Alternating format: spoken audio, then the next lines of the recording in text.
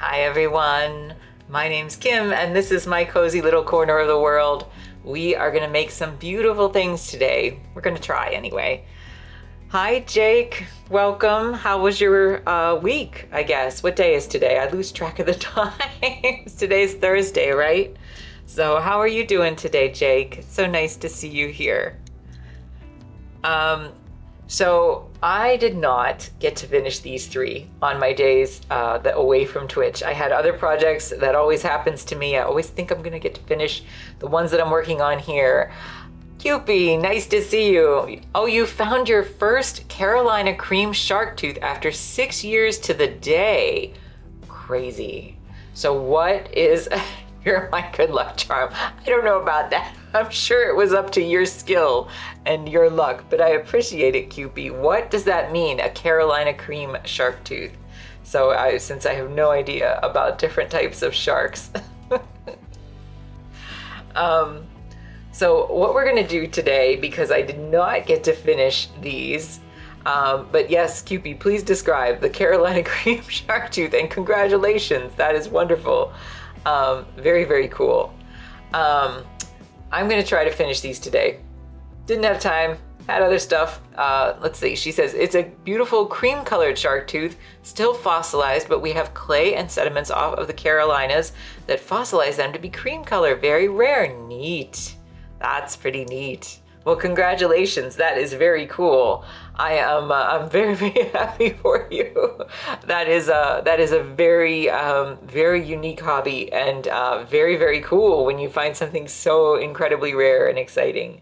That is very awesome. So congratulations, Cupie. Everybody cheer for Cupie. Okay. So what I'm gonna do, and of course, Cupie, I'm gonna try to finish these three. The only things that I had left, which I didn't get to finish again on my days off, is I really wanted to go into the cones and maybe a little bit more on the nuts, especially these nuts. So I'm gonna go ahead and just see if we can finally do that today. We're gonna give it a shot. And if we finish in time, I have this other tiny little project that I had ready to go that I wanted to start, and this blue blob, you believe I'll finish? Thanks so much, Cupie. This little blue blob is the beginning of a trompe-l'oeil piece. So what it is just kind of like my cookie paintings that I did, but this is just a swoop of frosting. So we're gonna call these swoop frostings, frosting swoop studies.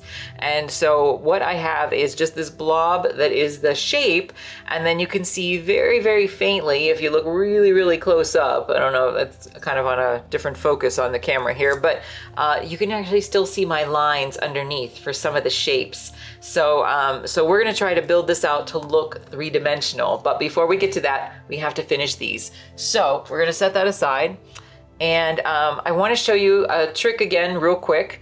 So I have, you know, a bit of a mess going on in the backgrounds on some of these. I'm not sure. We're trying to get the camera to focus, but it's very tiny, so I'm hoping that it's focused.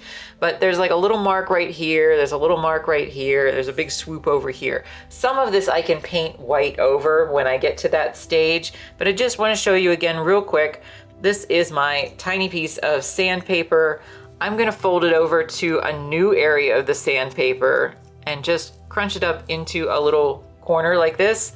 I'm gonna wet it a little bit. I'm gonna dry it off on my paper towel, and I'm just gonna very gently go in here and sand this little mark off, because if it's a really heavy mark, it's really hard to cover it with paint. So don't do this to canvas. I don't know how that works. I just know it works on panel. And I have gone, I'm just gonna sand this one too. I have gone too heavy with this. And if you go too heavy doing this, it happens, then what will happen is you'll actually dig a hole into either your panel or your paint. So I've done this, you know, into paint, like when I've had, let's say like a big piece of fuzz, or something that was stuck in there and I thought, I can get it, I can get it, I can get it. Oh no, I just ruined it. And I've dug a hole into my paint. And there are ways to build that back. You simply have to just keep going over it and over it and over it to build up a paint layer so that you can't tell that the hole was ever there. Or in the case of the background, I would take a little bit of gesso and I would fix that. So sometimes if your panels come damaged in the mail, which they often do because they don't protect the corners for you, and they really should. So you can actually build that back with gesso. You can even build ones that are like totally bent. You can use a little like a little clamp and gesso and even some of the acrylic medium, and so you just keep working with it to basically build it back into a very strong solid surface again. You totally ruin your paper regularly by overworking or just trying to pick things out. Yeah, it happens to the best of us, right? It happens to everybody. So but what I've learned is, again, there's ways to fix pretty much everything, so there's no reason to panic, and we just do things, you know, a little bit carefully, a little bit judiciously, and we'll get there eventually. So no worry, no worries for anybody who goes through that. I feel your pain. All right, I'm just gonna move these other two out of the way again. So we're gonna go back to this one. And I think that for the most part, maybe again, with the exception of some pretty minor tweaks, maybe up in these nuts here, and just a couple little things, but we're doing very, very well on this part. This part's still a little bit lacking, but it has a nice warmth to it. And so what we're gonna do is try to mix up a color that's going to just start to bring out some of the highlights, just a little bit to, again, give it a little bit of shape and a little bit of form.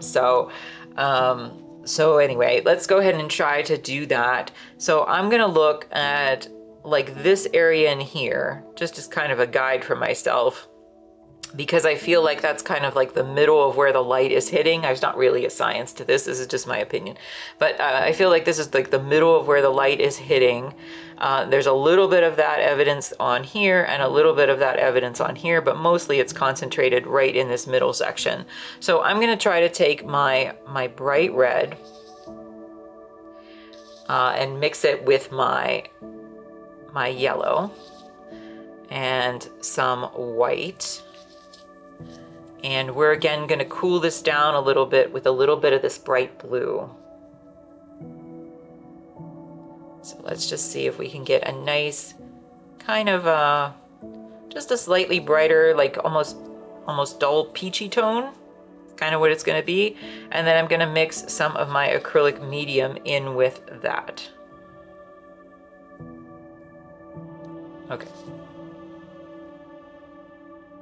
So again, we don't know if this is gonna work until we put it on, but we cross our fingers and we hope, right? And then if it doesn't work, then we just tweak it.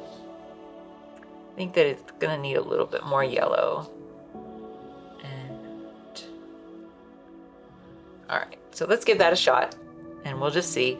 And I have, by the way, my rough stipply brush here. So this is a little bit big for this project, but we're gonna go for it anyway. I'm gonna move my water cup out of the way because I am sure to dump it if I don't. And I'm just gonna try to kind of dab this on a little bit. And it's got a lot of medium in it, so it's gonna kind of, you know, not be a real heavy application. And it's gonna kind of let the lower layers peek through. I'm gonna put a little bit more medium on there, even for these others.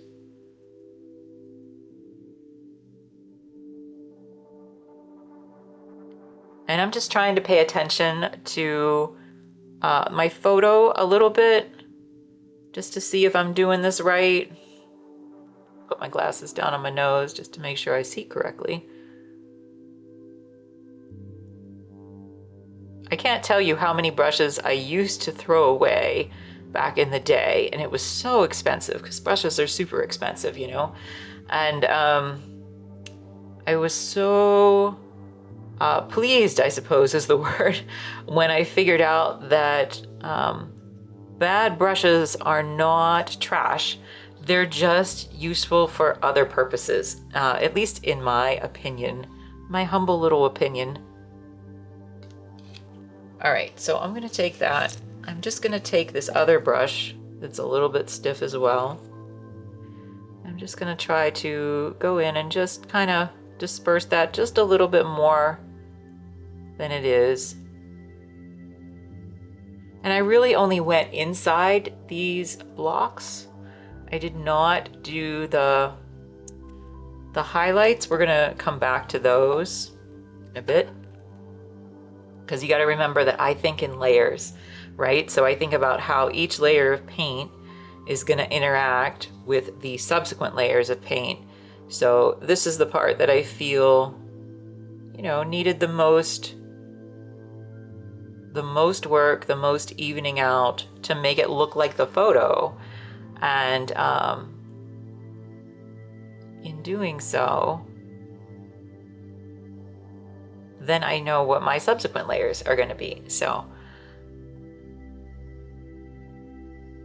I'm going to put just a tad more yellow in there, just a bit for this side, and maybe even just a tiny touch more white.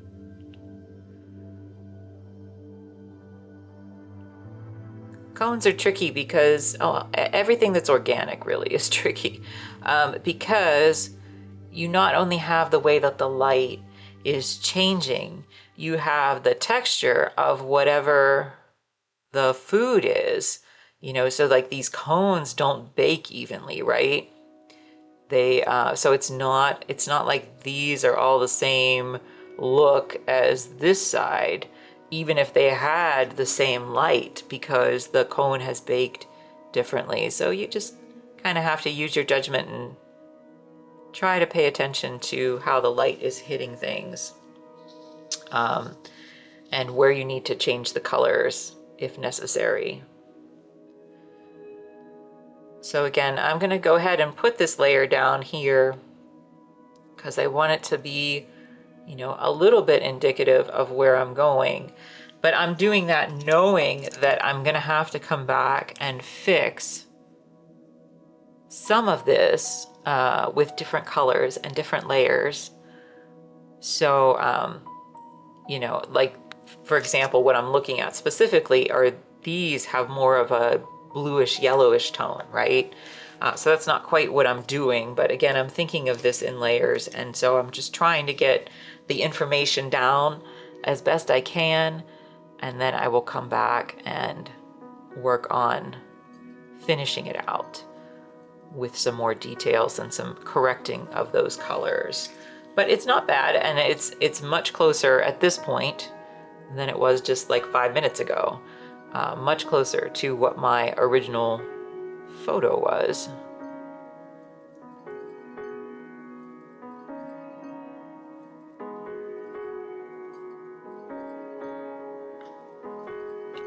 Okay, so we're gonna do the same thing, more with the peachy color, not the yellowy one that I just tried, over here, and just kind of dab that. You know, like some people would use blends, and you can totally use a blend of a color if that is your style of painting. And it is a lot of people's style of painting, just not my style.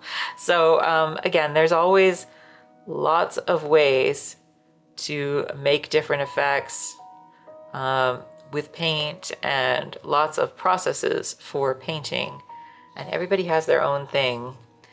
And that doesn't make anyone, you know, essentially right or wrong, it just makes them all a little bit different. So you got to find what works for you.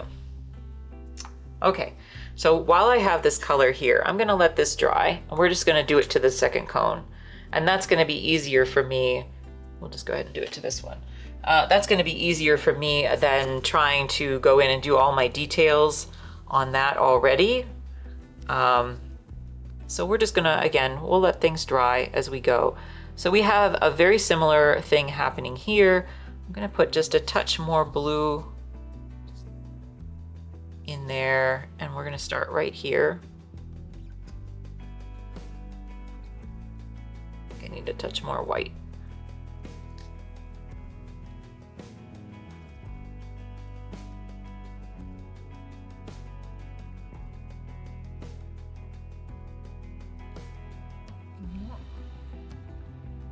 Put a little bit more red in there. Dulled it down just a little bit too much from where I wanted it to be. Okay. One more time. One more time. Let's go in again.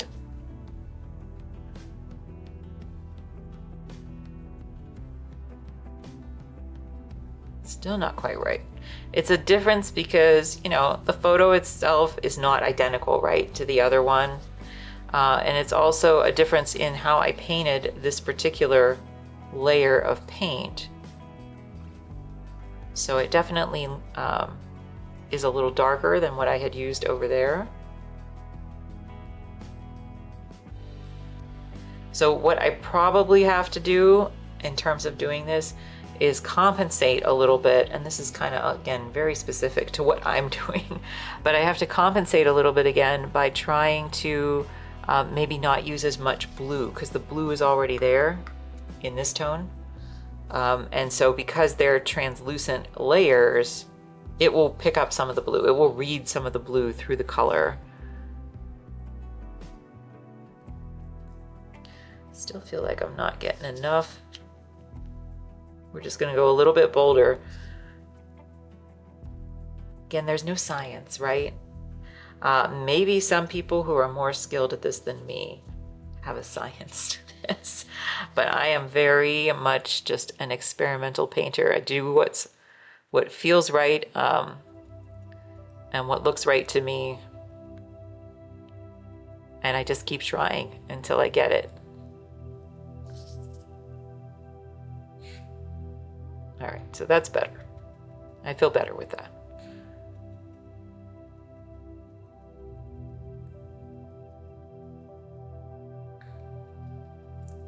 I'm not going to bother to do this whole thing because these areas have a lot of shadow by comparison, but I am going to just go over this a little bit more, and then I'm going to come back with that other brush.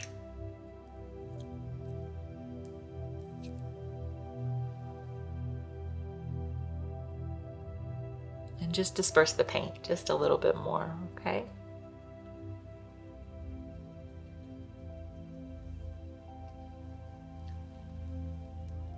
Okay, so we're going to come over to this side.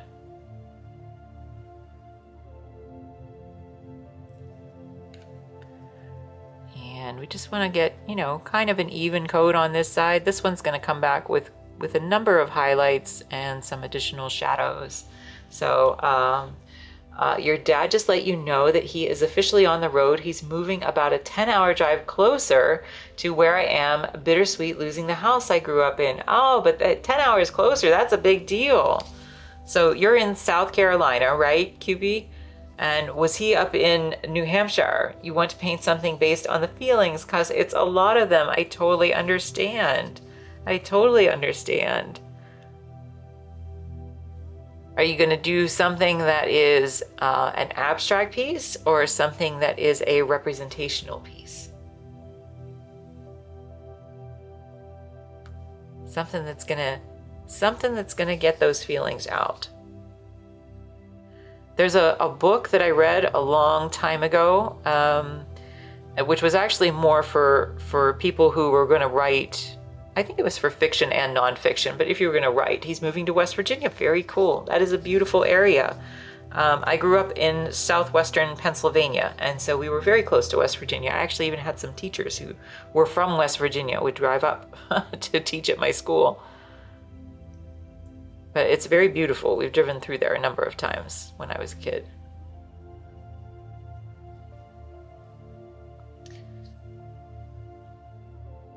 There's a John Denver song about West Virginia, right? I think. I'm not sure. I noticed recently I add myself to a lot of my art, so you'll probably be in there. Nice. Nice. So I was going to say, I read this book a long time ago, and I think it was for fiction writers, maybe for nonfiction writers as well, but I think it's actually very applicable for artists too. It was called The 4 a.m. Breakthrough. And you know, if I remember correctly, it was basically the gist of the whole thing would be make sure you have something near where you sleep, so that when ideas pop in your head, you can either write them down or sketch them out. And I do both with my things that I want to paint. I sometimes will just keep a list on my phone. I actually have like 10 lists on my phone, but so I'll do that, and I keep my phone next to me when I sleep, like on a counter near me. And you know, but if you're a different mindset, you can certainly sketch things out, but just to be able to get the ideas out, because you think, oh, I'll remember that later, but you really don't remember that. And so I say that, Cupid, because, you know, you might have something, rather than force the idea, just like kind of let it percolate in your mind, and you might have something emerge from that, or several things emerge from that, and then you whittle it down to the thing that you think is going to be the most interesting or most beautiful, or whatever you want it to be. So I have a lot of things that pop into my head, and they are not necessarily the final ideas that I have for something, but yeah, they eventually, pieces of them may become something. He loves to dirt bike and take photos. He's got lots of trails and beautiful sites where he's going, so it's perfect. I totally need to put a notebook next to your bed, because you're right, I never remembered it. Yeah. Notebook, even, or your phone, just something very simple.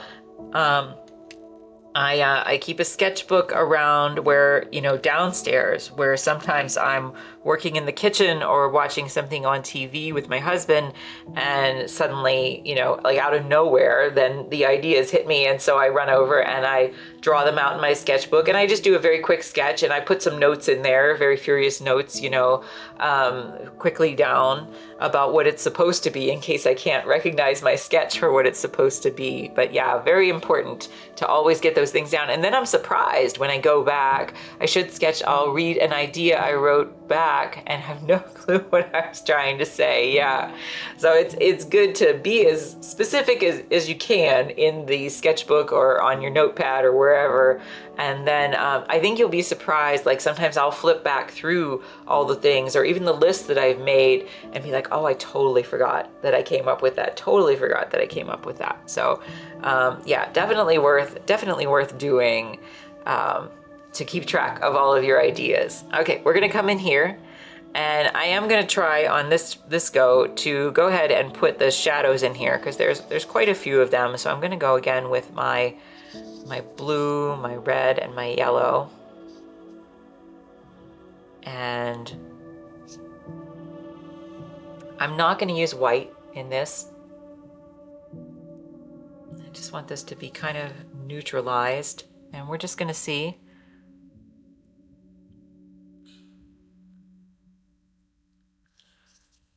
I think I might need to switch to a different brush. I think this is going to be a little bit too wide for the purposes of applying that.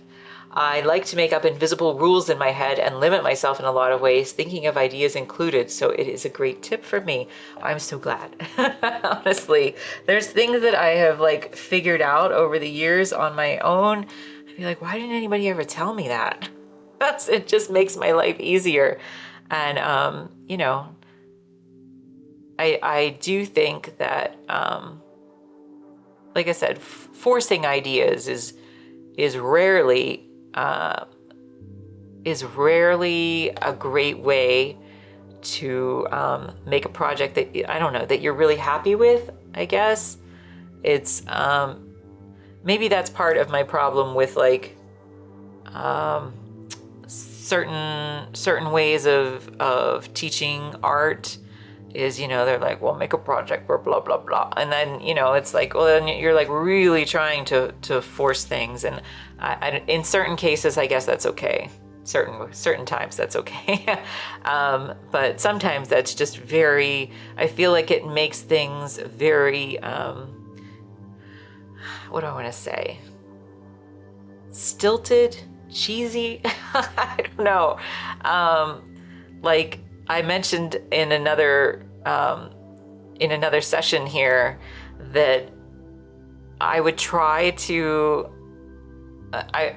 refrain from using devices in your paintings. And what I mean by that is things that are like intended to intended to make things deep and philosophical, like in a cheesy way, right? Like those are the things, and those are the way that I always look on those is if it's forced, if it's in there just so you can appear like deep and philosophical, then I'm probably going to be able to tell.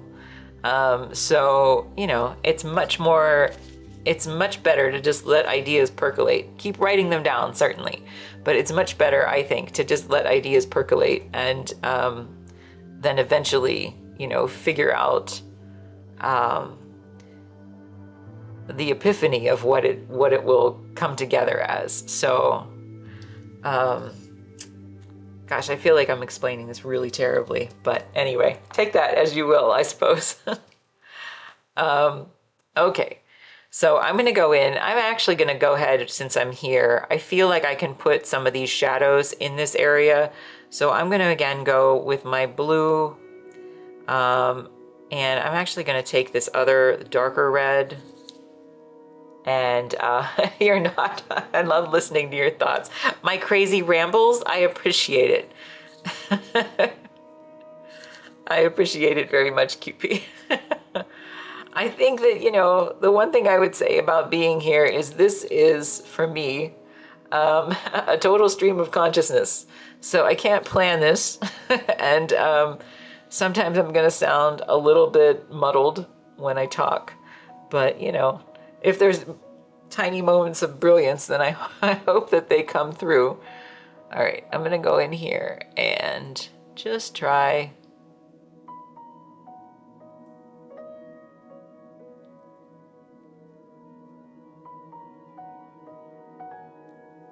And I'm going to take some of my medium and just kind of feather out those edges a little bit.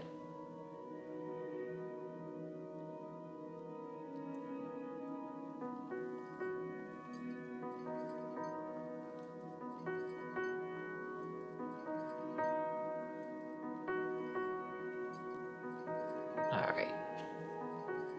Big moments of brilliance. That's very sweet. Thanks, QP. I don't know if I believe that, but it's very sweet.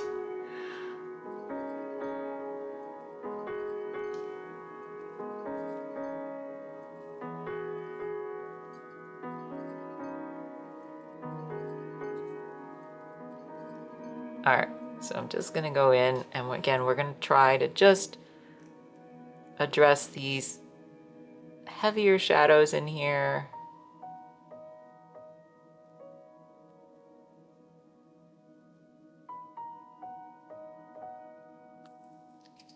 And I'm gonna feather them out as they go, just across the bottom.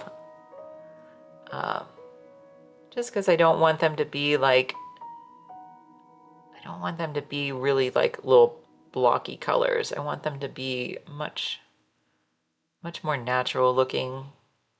So I just kind of dab, you know, I don't like, again, use traditional brush strokes in this case either. I just kind of dab it across the bottom. And I'm going to come back in and put some highlights above them, but for right now, this is okay. And what that also does, when I do that dabbing motion, it will also take away some of the heaviness of the color. So because I'll be thinning it out kind of as I'm going, so I'm just gonna again kind of dab it and just I'm wiping it off on my paper towel a little bit. If I don't mention something that I'm doing, I apologize, because some of this is just, you know, like I've been doing it for so long that it's like second nature to me. Like it's not conscious anymore. It's just kind of instinct, I guess, just to do it that way. So like wiping it off on my paper towel, I'm not sure I ever consciously think about that.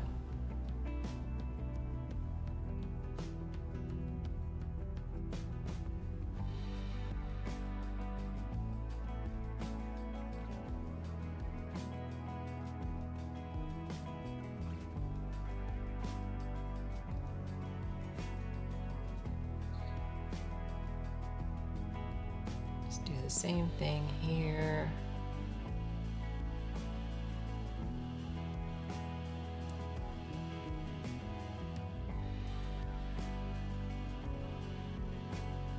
Yeah, so I guess what I was trying to say earlier, you know, and I'm probably not using the right word. We used to call it devices, but you know, whatever it is that you want to call it, I think it's much more effective to, particularly in the beginning, but really anywhere.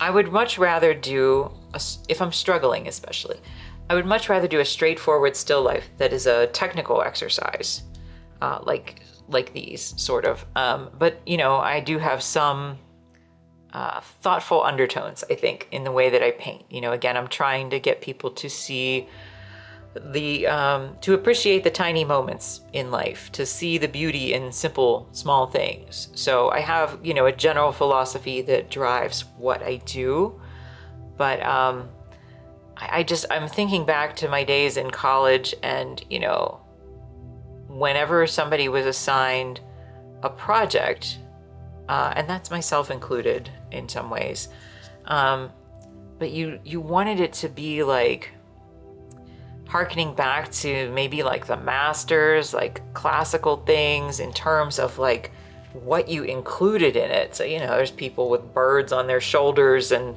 you know, all kinds of crazy things from history. And I just don't think, so that's, I guess, again, what I mean by a device. So I think you communicate that very well. All of your art brings me such joyful nostalgia and also craving for a sweet treat. Thank you so much, QP. I appreciate that. It means a lot because I'm, you know, never sure, I guess, how people perceive things. But yeah, you know, like I had mentioned, you know, a lot of people, and this does not negate this being nice art, by the way, but a lot of people obsess over making things look very dark. You know, it's filled with skulls and symbols and all kinds of things. I got my cotton candy ice cream the other day because your streams made me want some an ice cream place. That's funny. I'm so glad. I really like that one. The cotton candy one. I thought that was a really nice one. Oh, Cop, it's nice to see you back. How are you? Welcome. I'm so glad you joined us today. So yes. So yeah, I don't know. I tend to stray nowadays, having gone through those experiences in school and mostly in seeing other people's projects. And I don't, again, mean any, it's not that it can't be good, but when everything has these shocking devices in the art, you know, these things that are meant to make you go, oh, why is that skull next to that ice cream cone? You know, it goes from being art to just being like, I don't know, something cheesy that's supposed to grab your attention for a minute. I don't know if there's the right word for that, but I would much rather just try to do something that's straightforward. And then, you know, again, you let the ideas percolate rather than try to like force them out. And then you have, you know, as QP says, maybe some moments of brilliance, right? So eventually you have some things that will just naturally start to come together, but I just don't like forcing things. So that's just my opinion. We used to do critiques. Critiques suck, I'm going to tell you. Critiques in some of my college drawing and painting classes. And what they would do is, you know, they'd put everything up in front of the class, and then the class had an opportunity to criticize. Except that, you know, when you're like 19, 20 years old, you don't have a formal understanding of art criticism, and you also don't have the thick skin that you need to be able to take it. I guess that's what they were trying to do, but most of the time it just ended up being very hurtful to everybody, I think. I don't think any real positivity came out of that. Again, just my opinion, but I don't feel like that was a very productive thing to do in those circumstances. Just because I don't, again, it was just people struggling, making homework assignments and then coming in and then having people rip them apart. It wasn't QP. Critiques do suck. I'm very thankful I did it online and never had to experience it in person. Yeah, it sucks. It sucks. And it's not to say that all critiques that I've ever been through suck, but just the ones that I remember from like undergraduate school, in particular classrooms, I just feel like there wasn't enough guidance to understand how to make it productive. Even virtually sucks. Yeah, it's, everybody struggles with feedback, right? Everybody struggles with that. But there's ways to do it that are positive, and there's ways to do it that are just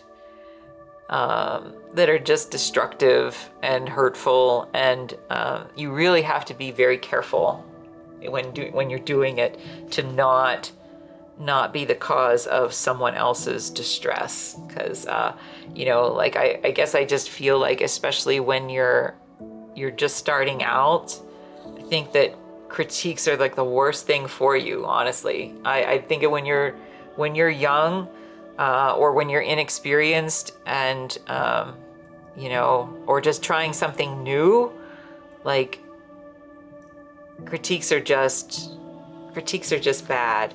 And, I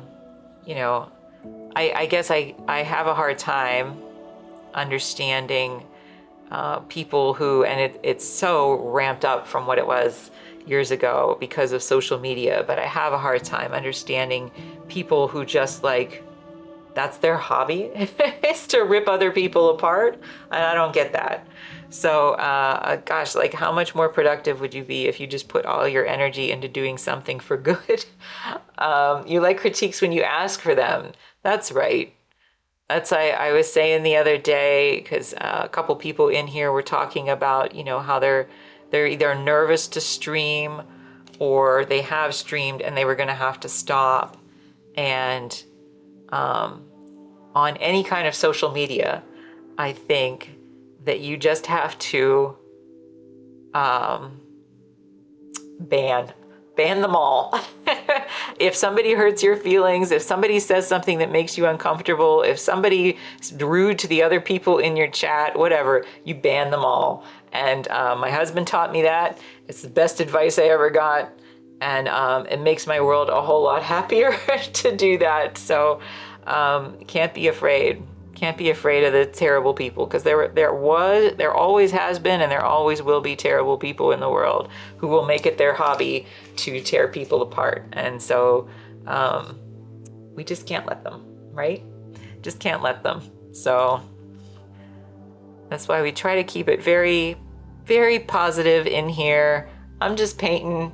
If y'all want to, work on your own projects or just sit back and relax and watch me paint, then that's what we're here for. So social media is a beast. I have zero tolerance at this point. Literally growing up with it has been such a trip, but given me such a level of boundaries that others struggle with. Yeah, I think that that's probably true, right? I think probably people of your generation, QP, maybe you struggle with it less than people of my generation, because again, I was, when I was starting to put stuff like on TikTok, and I would get tons of positive feedback, and then one person here or there would be just horrible to me. And I was like, well, maybe I need to give them credence, in some way. And my husband would be like, no, you just ban them. And so, I think that because I didn't grow up with it, I think that there's some part of me that's like, this is a human being. They're probably not expressing themselves correctly. They're probably, they didn't mean it the way that they said. Rage bait, as the youth says. Yeah. So yeah, that's very possibly true. All right, so we're doing pretty good on this. I'm gonna go down and just do a few more, kind of very thin light shadows. Again, this is the same color that I mixed up on this side but I'm just trying to go in and apply it a little bit thinner, with actually a little thinner of a line, but also a little bit thinner of an application. So meaning that I have more glazing medium in there than I did over here. And so that's helping to keep this in check.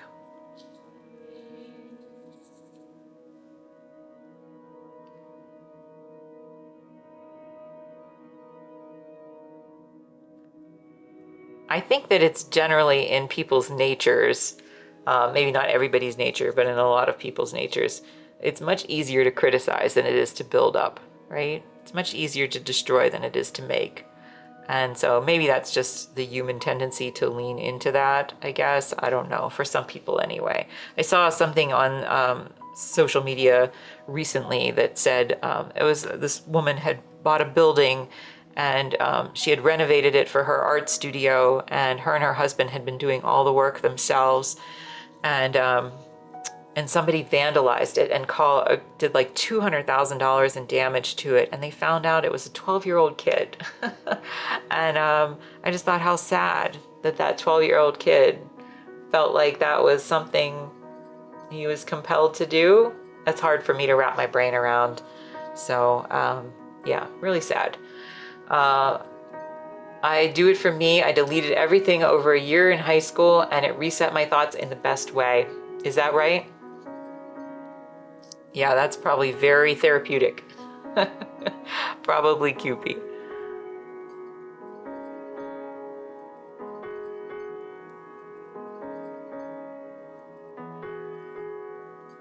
It's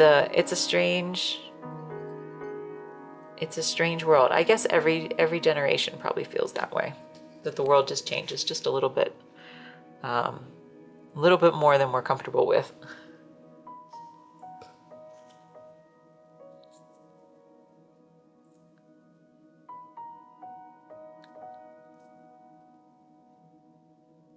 All right, almost done here. And then we're just gonna, again, let this dry. And then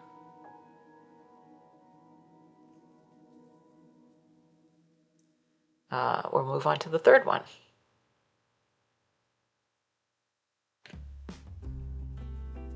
And I do still have to come back to these nuts up here, but we're gonna try to just do all the cones first, I think. So I was way too focused on like counts and how many people viewed me. Now I treat it like a memory archive for myself. That's a very healthy way to do it. Yeah, good advice. Good advice. All right, I'm gonna scoot this out of the way. I'm gonna come back in here, go to this one. All right, so same thing. I think I still have a little bit. Yeah, we're just gonna go with this dark color since I already have it mixed up, and try to apply that over here just a bit.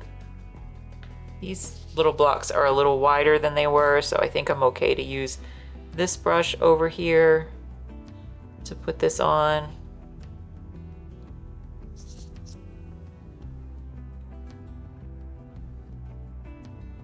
I have been pleasantly surprised actually in the arts, how nice everybody is on Twitch though. At least everybody that I've encountered so far. A few people that had to be banned just for, you know, just normal whatever behavior, but for the most part, hi Solar, how are you? There's one of the nice ones. Solar's one of the nice ones out here, right?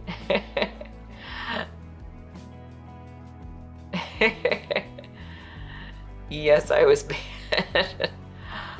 Artists just rock. Is that what it is? You know what I think? I think artists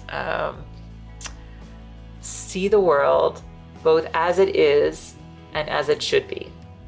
Is that cheesy to say? No worries, Solar, I understand.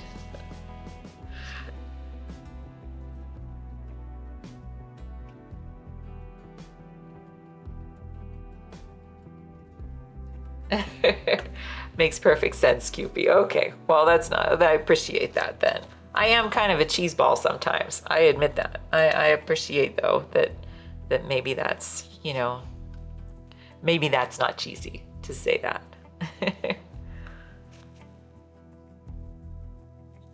All right, I'm going to just let that dry on that side. I'm gonna go in with, again, this similar color. I need to mix some more up of this red and yellow.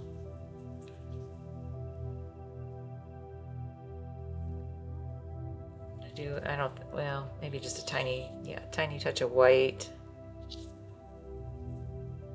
and a little bit of blue.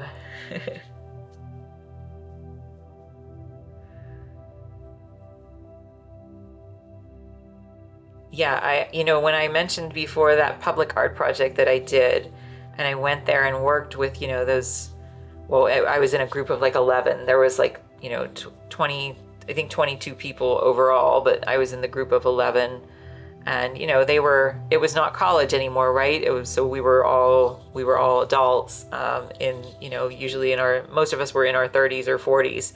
And, it was brilliant. It was brilliant. It was just so nice to be around so many other people. And we were there, like, these were long days. Like, we would go and be bussed over from the hotel to work on our projects. And it was 3 days that we worked on our projects, but we would work from like, you know, 8 or 9 in the morning until like midnight or sometimes later. And to just have all those artists in the same room. The only time we really took a break was to eat. They would order food for us, which was nice. But, you know, just to have all those artists in the same room and all like talking to each other and admiring, you know, each other's work and so forth. It was just a really wonderful environment to be in. And so when I say that I want to live in a world of artists, like, that's the truth. I want to live in a world where everybody is, you know, thinking about the possibilities of what lies ahead. You know, obviously reflecting on truth and reflecting on the past, but also, I just think that artists tend to be the most open, maybe because we have imagination. And Solar Phonics, you're on a 10 stream streak. Woohoo! Thank you so much. You really checked in here 10 days in a row, 10 sessions in a row. That's awesome. Thank you so much, Solar. Yeah, so I think that artists, you know, we are connected to source. That's right. So anyway, that's why, you know, I feel like when the world seems bad, when the world seems like it's in a tough place, that it needs the artists more than it ever has. And its hardest, thanks very much, Solar, needs the artist more than it ever has. And it's hard because, you know, artists can get very discouraged for a lot of different reasons during those kind of times. But I think that we are here in some small way to show the light, to show the light through the darkness. And maybe we're the only ones who can. You're a moody artist. Well, we're all a little bit moody, right? Because we're hypersensitive to things. We're hypersensitive to the world and the way that it is. So yeah, while we see the possibilities, we probably also see a little bit more of the darkness sometimes. So I totally understand, Solar.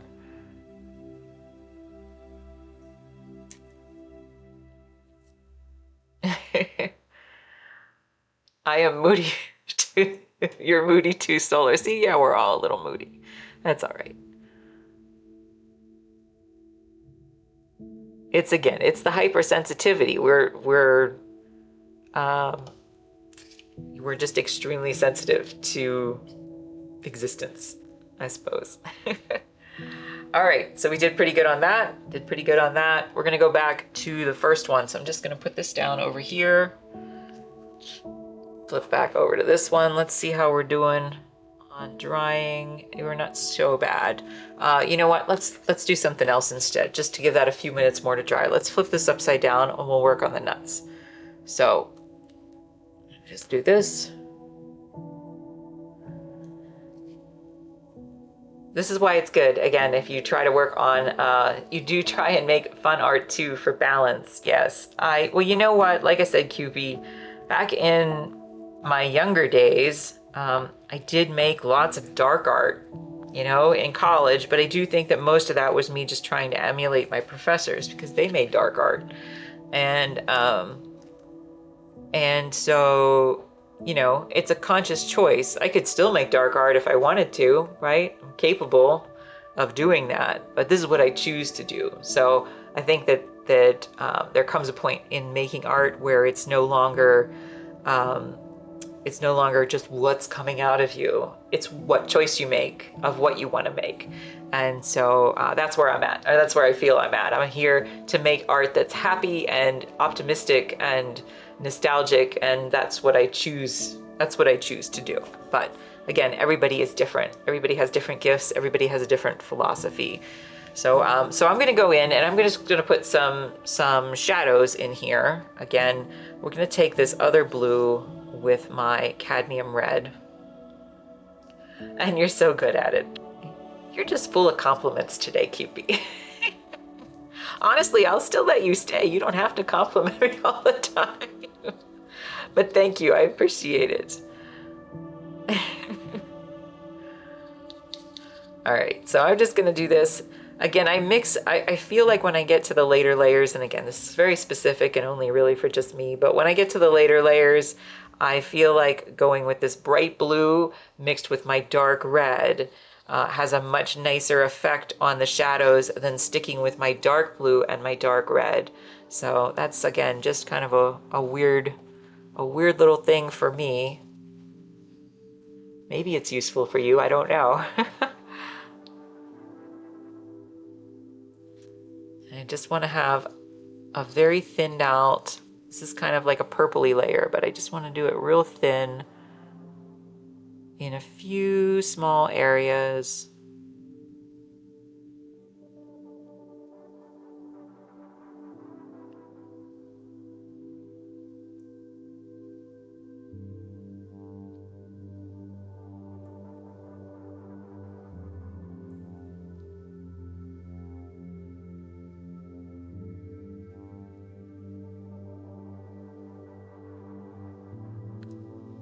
Okay.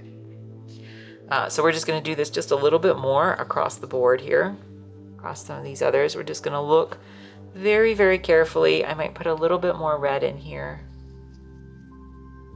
You're in a good mood.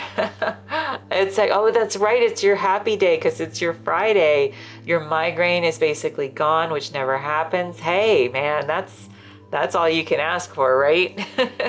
If you're feeling better than you felt this morning, that's pretty spectacular. So that's really good. I'm so glad you're in a good mood. And you got your shark tooth this week, which is awesome. Your amazing shark tooth. Just gonna come in here with another brush and just a little bit of the medium to just soften this out.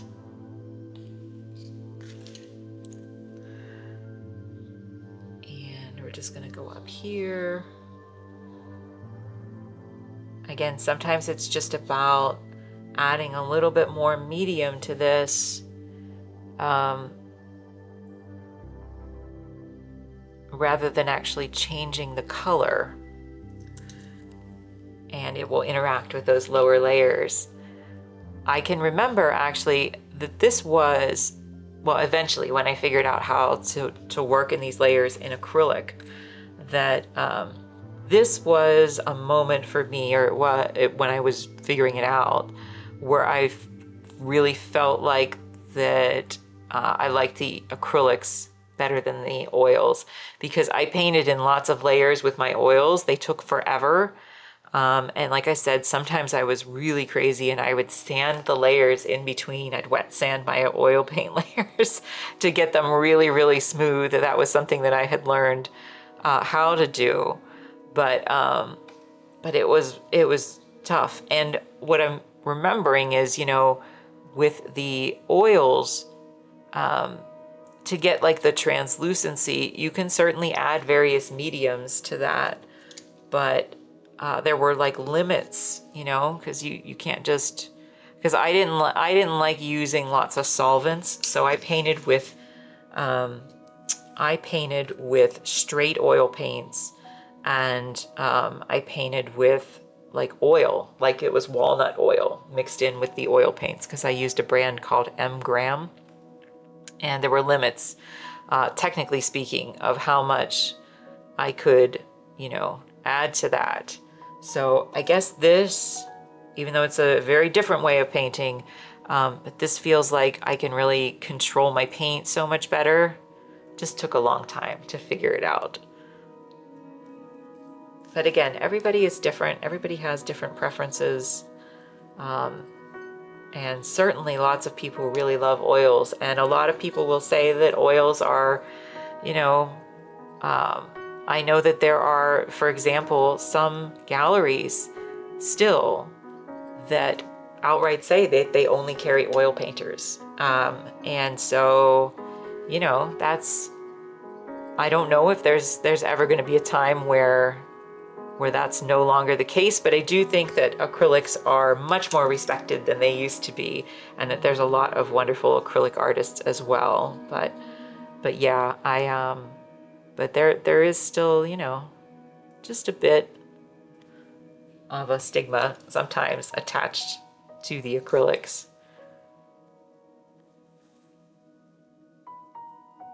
Change is hard for people, so I understand.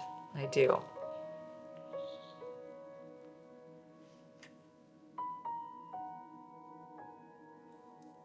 All right, let's come over here. It's a little bit too heavy, so I'm just gonna go in, again, remove some of this with my other brush. It's much better. And just come in here.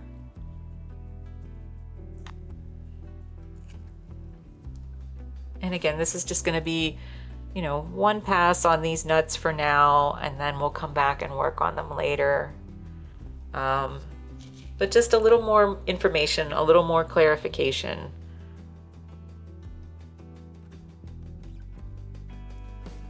I think I had mentioned before in one of the sessions too that that there's some painters who do both in the same painting. So there's some painters who will you know, do an acrylic painting as their underpainting, up to either a certain point of details, or you know, maybe just the first couple layers of details, but to differing degrees, and then they'll put oil over top of it. You don't want to do the reverse, right? From a technical point of view, never do the reverse. But you can certainly, once your acrylics are thoroughly cured, which is different from dried. But once your acrylics are thoroughly cured, then you can certainly put oil over top of them. So again, some of it's just experimentation and finding what works best for you.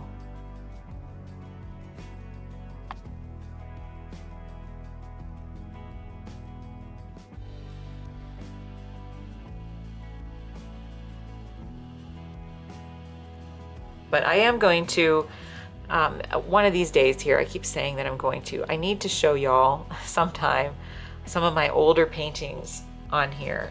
So some of the ones that are my oil paintings, or my older acrylic paintings, or even my stuff from college. So at some point I will do that.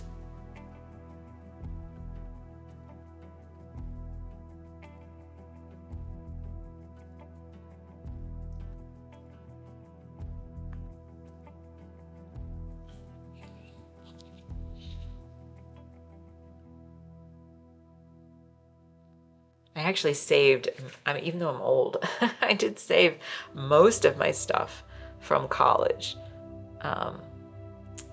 which I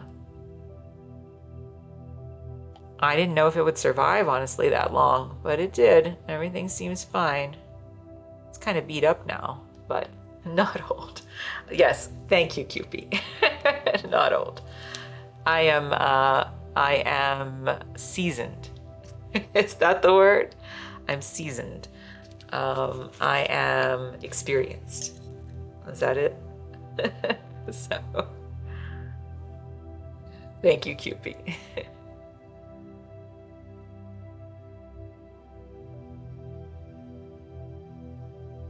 I try to very much, especially because I came to painting as a later career experienced painter. Thank you.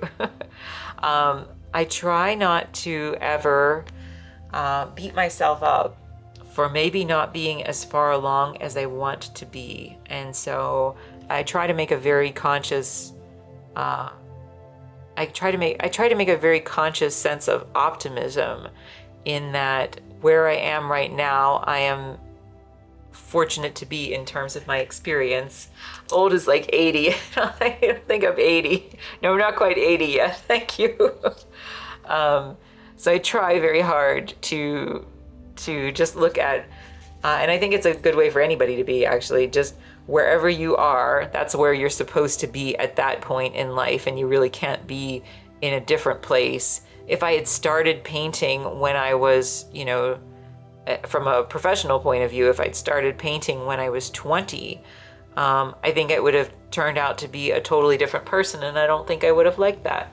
So I like who I am right now. I like my vision for what I want to be able to do with my art, and I don't think I could have gotten there on any other path. So I try to just be grateful for, being able to do what I can do now, and hopeful for what I can do tomorrow. So I think that's a much healthier attitude. I love that perspective. I'm glad, Cupid. Yes, because you kind of said something similar, right? Like, you would like to pursue something creative some point in your life, and so you are experimenting with essentially a lot of different creative things. And I kind of think that's what you have to do. I think everybody has to go through that. I think that's a much smarter way to do things, rather than, when you're very young, to commit to something before you're ready, if that makes sense. So I think that experience of trying a whole bunch of different things and finding what you love and what you maybe don't like as well. I used the example from the cheesy Julia Roberts movie, right, where she Runaway Bride, where she had her eggs however her fiance of the moment was having his eggs, and she couldn't figure out who she was. So I think you need time to figure out how would I know if I don't like something unless you try it. That's right. Plus more things equals more handmade gifts. There you go. There you go. Well, like, so I will say, like for me, let's say, when I was in my 20s, like I said, I worked for a builder. I worked in real estate construction for new homes. And one thing that gave me the time and the inclination to do was I wanted to learn to bake. I had some baking experience from when I was growing up, but in terms of like making beautiful things, I really hadn't done that. And so I made, sometimes for my clients and sometimes for my boss, I would make these beautiful cookie trays. And so I learned all kinds of fancy things back in those days. And I'm still not the greatest cookie baker, but I am taking classes online. And but I learned how to make chocolates. I learned how to make candies. I learned how to do all these things. And so, I think that in part influences me as a food painter, because now I can make the things that I want to make in order to paint them. So everybody has to go through all those things to figure out, the things that you are most interested in, the things that you're strongest at. Everyone gets at least one handmade thing from you for Christmas. Is that right? Everyone gets one, huh? That's awesome. That's awesome. Yes, I've conducted orchestras, but never again. Is that right? You didn't like it? Is that right, Solar? That's interesting. And why? Do you mind me asking that you didn't like that?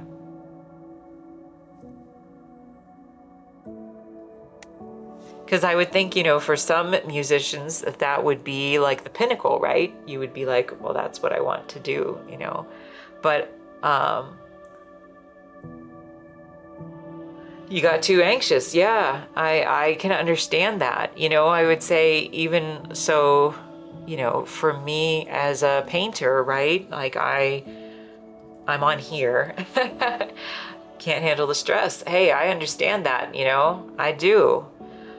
There's certain things, if I went out to, um, certain events, um, I might be able to generate more income if I did certain things.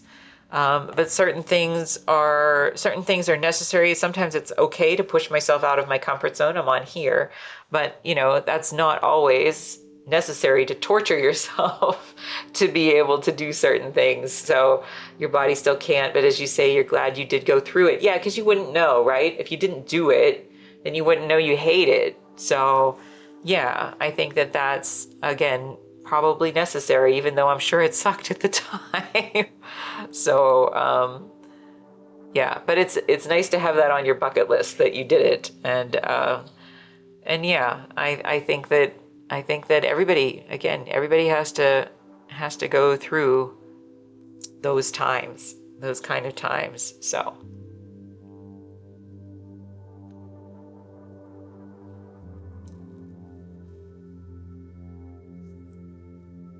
But yeah, I see like there's one girl that I've seen her videos on, what did you say? I have even used to write the music by hand as well as for each instrument and pencil, no PC. Oh my. Oh my. Well, again, good you went through the experience of doing it. It's so easier now. Yeah. I do totally understand that. Well, I mean, I would say, back in the day, when I was going to art school, there were no digital cameras. So if I had a photo, painting from a photo was much harder. You wouldn't really think about that now, but it was much harder to do because I either had to print it or I had to, work from a giant computer. So, so yeah, much harder to do things that you take for granted nowadays. So I do totally understand that.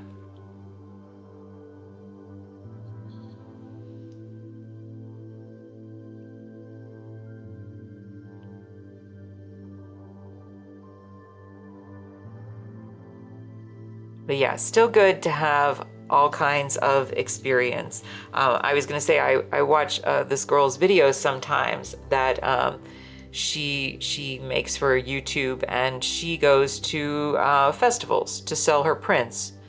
And, my prints are really nice for anybody watching. My prints are really, really nice. And so, I might be able to make some extra money if I were to do that, but I don't think the festival scene would be for me. I've gone to lots of art festivals. I did a few small things, but, and it was fine, but it's probably just not the environment for me. It's just not my comfort zone. So, but there's some people who love it. There's some people who love the travel. They love, going all over the country, and, some artists that just clicks with them. So that was my dad too. We had a dark room in the basement of our house. Is that right? Before the days of digital stuff. Yeah, I had all my, I did take photography classes while I was in school as well. And I had to buy all my own chemicals and set up a little dark room in my bathroom. So yeah, that's, not, I mean, again, good experience. It's good experience. Still there unless the new owners remove it. Yeah, that's crazy. Yeah, it was a good experience to do all that stuff. I'm glad, honestly, that I did take traditional photography courses back in those days. But it was, it's just amazing what you take for granted now compared to some of the back in my day, what we struggled with. So I think that's funny, actually.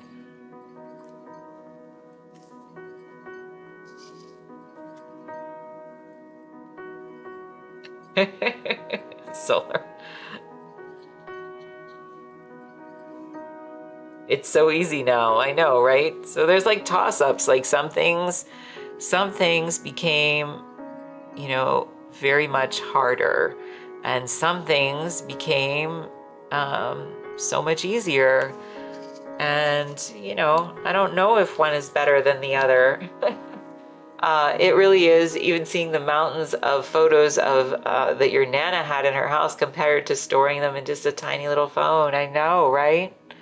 Yeah, my mom was putting together like scrapbooks of all the old photos, and you used to have to suffer for your art. I know, right? I did. They probably still do this, but I carried my giant portfolio with my giant charcoal drawings, all over the campus of my school, and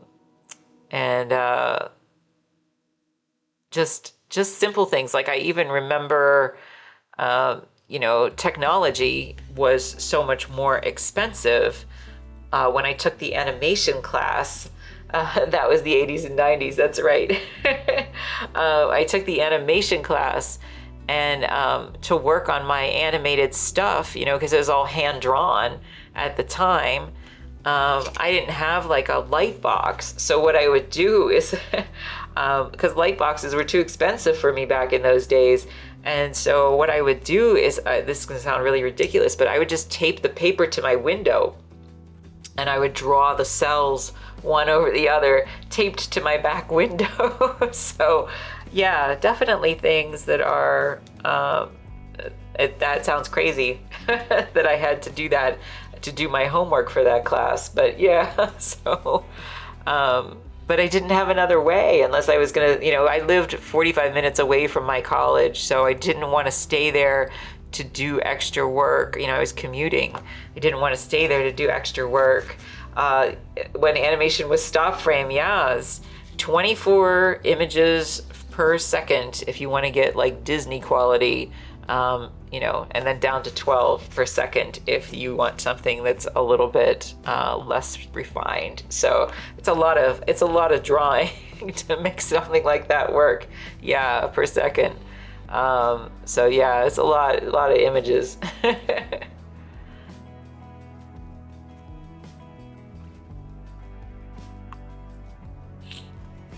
All right, so we're gonna let that dry again, right? We're gonna move that down here. We're gonna go back to this first one.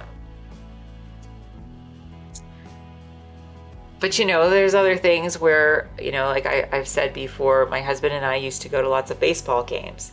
And I can remember, I'm just gonna go in and start to put some highlights in here. I can remember going to baseball games before people had cell phones. And it was such a different experience because, people were enjoying the atmosphere of the game, talking to each other. It was a much more engaged crowd. And then once everybody started to have cell phones, it just became very different. And so I can, I've said when I first started streaming, I think I told this story, that there was this beautiful moment. I went to a spring training game in Florida, and it was a beautiful day. And spring training is just practice. So it's like the March before the games begin officially. And it was this beautiful day outside, and it was the Atlanta Braves stadium, and the space shuttle came in and flew over the stadium. And the entire crowd like stood up and cheered. And it was such a beautiful, beautiful moment of just, what do I want to say? Like traditional Americana. It was just this beautiful moment that I don't think could ever, certainly not be replicated nowadays. But it was again a time before phones were as attached to everybody's hips as they are now. So, you know, it's just different. It's just a different world sometimes. All right, I'm gonna try to go in and just put a few little highlights in here. Again, I'm just gonna kind of dot this, and then I'm going to disperse it just a little bit. Yeah, yeah, it was pretty neat, solar. So, you know, just little moments like that. And now, you know, in recent, I haven't been to a game in a while, but toward the end when we were going to the spring training games, because we still did. But it just changed because, you know, a whole family would be sitting there and all of them would be on their phones. Nobody would be watching the game. Nobody would be talking to each other. And it was just a very different experience. My husband actually tells this story of when he was working at Disney when he was young. They had televisions in the break rooms, but for a while they didn't. And he said it was such a pleasant experience before then to simply talk to the other people that he was there with that were working, and they had such a better time. And then when the television came in, that, you know, people stopped talking to each other as much because they wanted to watch the television. And it was just I guess a budgetary thing or something. I don't know why people weren't watching TV. It was the 90s. It wasn't that long ago. But at one point later on, when they were budgeting for a television, he proposed not putting one in the break room again because he wanted to see people talk. He wanted to see people talk to each other and enjoy each other's company again. It didn't last very long. People wanted their TV back.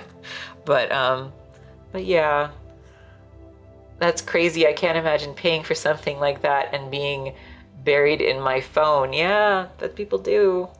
People do.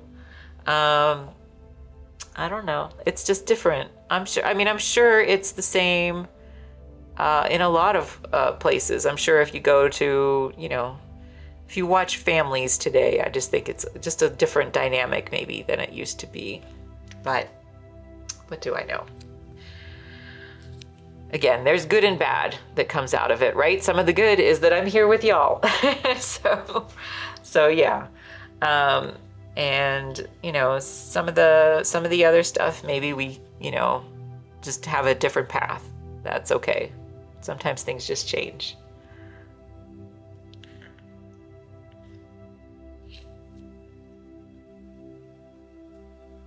All right, so I'm just going in here and I'm just kind of putting in a few highlights, softening a little bit of the edges.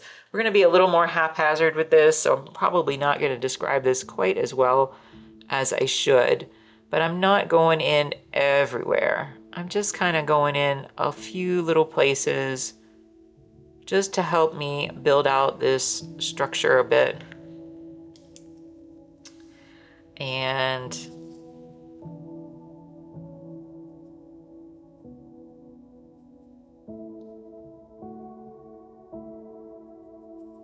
yeah, so it just a few little marks here and there. We're gonna just see if maybe, finally, because I keep promising this one, maybe we can finally get this one done. So we're gonna try. I'm gonna try to just move through this one, see what else needs to be done on it, if anything, and then move on to the next one, and then the next one. So we'll see if finally today we can get these done and then maybe do that little frosting swoop.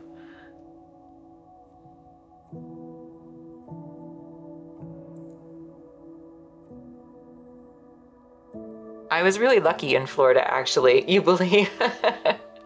Thank you, Cupie. I was really lucky in Florida. I actually saw a few random moments of the space shuttle, so that was always very cool. So that was the most, what do I want to say, dramatic one, I suppose. But I remember a couple times just driving to the grocery store and seeing the space shuttle off in the distance, either coming or going. So that was pretty cool.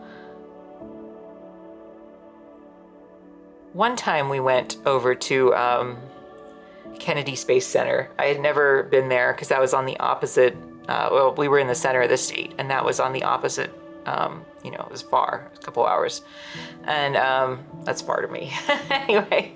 But it was an experience. It was a little, maybe not as what do I want to say? I'll just say it was an experience. Some parts of it were really great, and some parts of it were a little cheesy. But hey, that's okay. Some parts of it were great. I have some pictures of that, actually. That was pretty neat to see some of the stuff.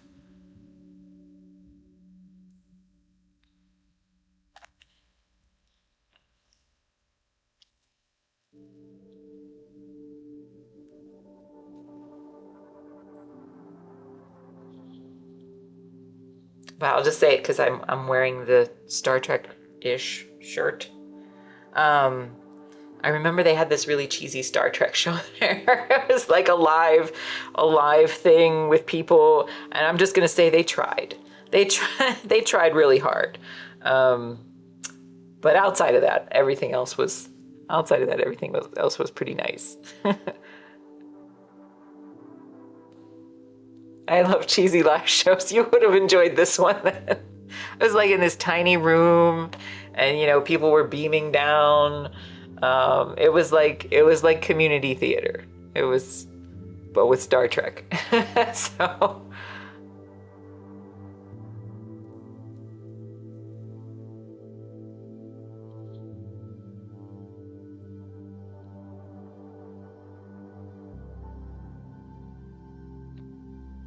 So I'm just gonna do a few stronger highlights, even though this isn't exactly what my photo shows me, but I'm just gonna try to do a few kind of right through this center section, because I know that is how the curvature of the cone is implying. So again, I'm taking some artistic license and just trying to do what I think is going to make it look the nicest.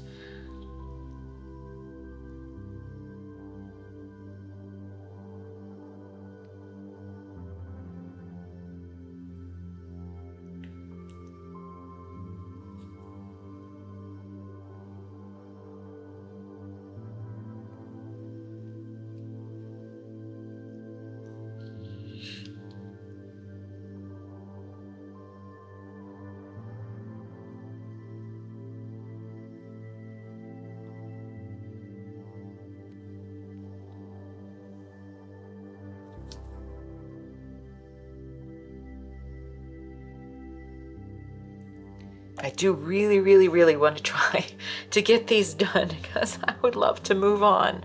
I need to move on with my life. You know, sometimes I would feel that with particularly like the really big paintings. It's like, okay, this is going to be really lovely, but for the love of God, I need to move on with my life. I need to get out of this painting somehow. So sometimes I get that way. If I'm starting to feel that way too much, it might be time to step back and give it a break. But if I'm really, really close like I am today, I think I could just muddle through and it'll be fine.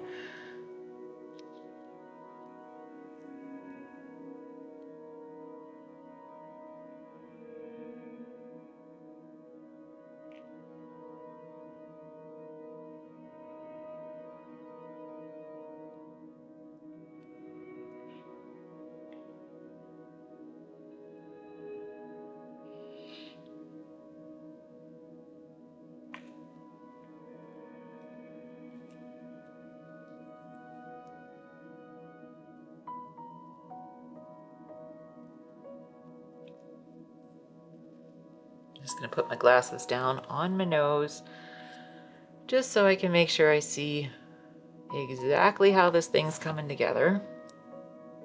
I don't know why this focuses my eyes, but it does.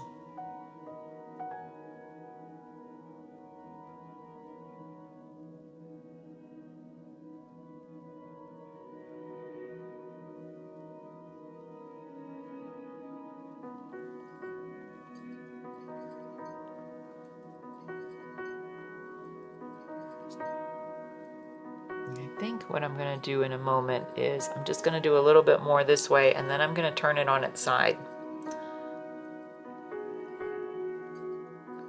Because So I feel like I need to just, again, like we say, challenge my brain, see it more effectively, see it more objectively.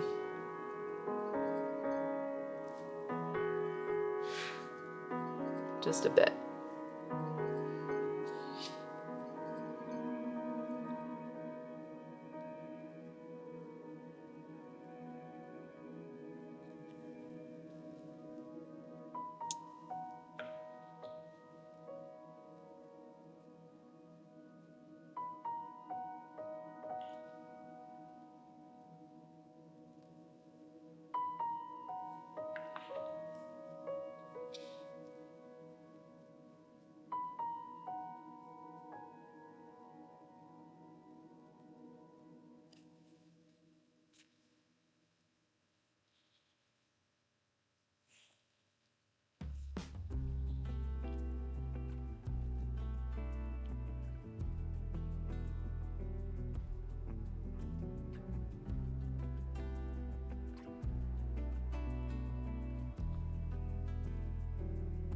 Okay. Doing okay. Appreciate y'all's patience. Y'all really have been patient because I've been working on these things slightly longer than I wanted to be. But the truth is I didn't actually work on them at all outside of Twitch. I was working on some other things. So in that respect, they're still okay on time. It's magical to see. Aw, thanks very much, QP. I appreciate that.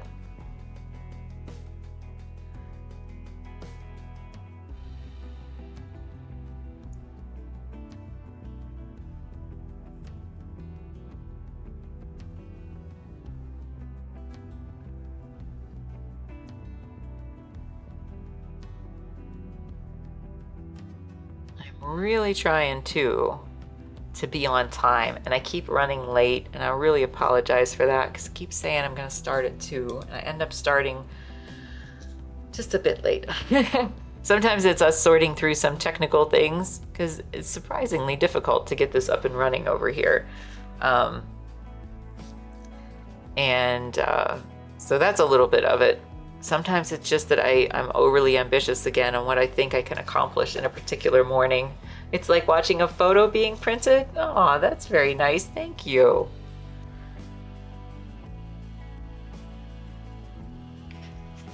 I appreciate that very, very much.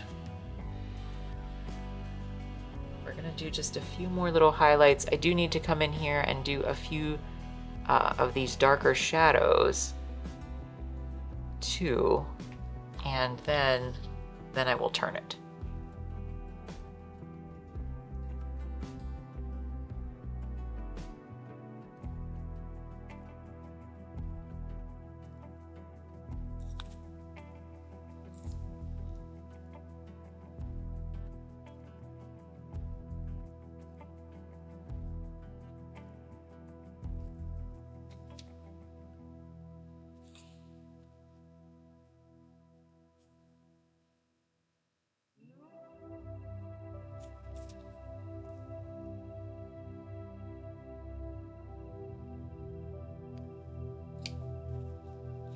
Let's try to do the shadows a little bit. These kind of bluish yellow shadows that are over here. So I'm going to take some of this bright blue and I'm just going to add that to this mixture that I already have here, because I try not to waste paint. I'm going to take a little bit of my bright red and just add that in here as well, and a little bit more of my yellow.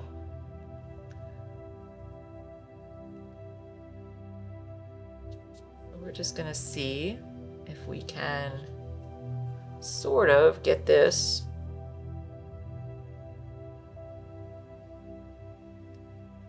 into this shadow color over here.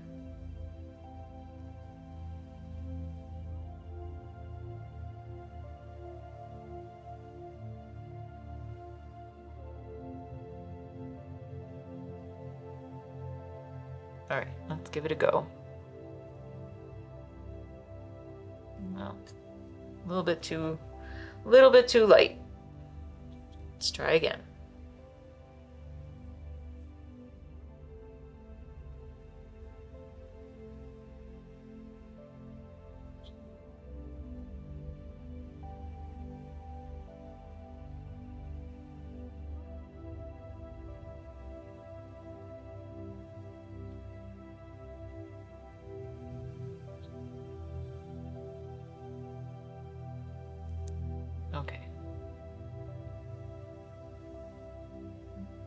a little too dark.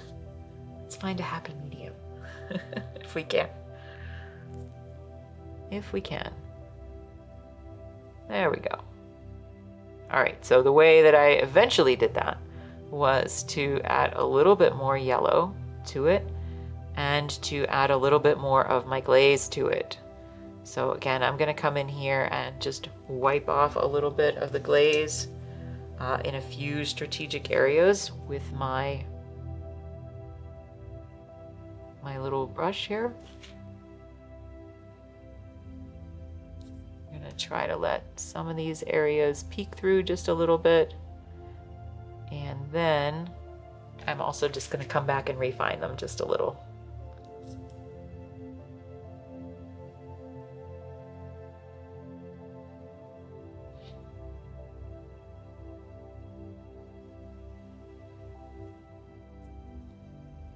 Okay, let's try a little bit more down here,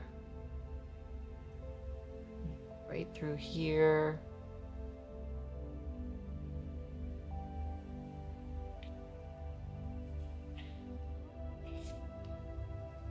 Take a little bit more of the red into this and a little bit more glaze.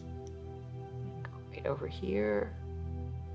Again, when I get to these finishing stages, it is just a little bit harder for me to narrate as specifically maybe as I should be. I'm trying.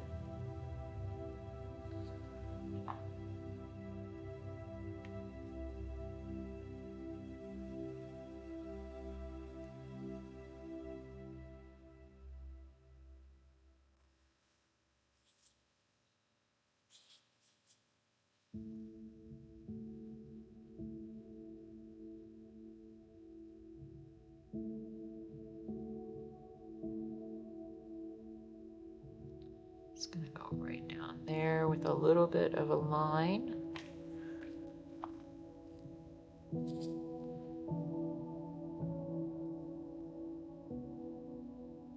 And just clean it up a little bit.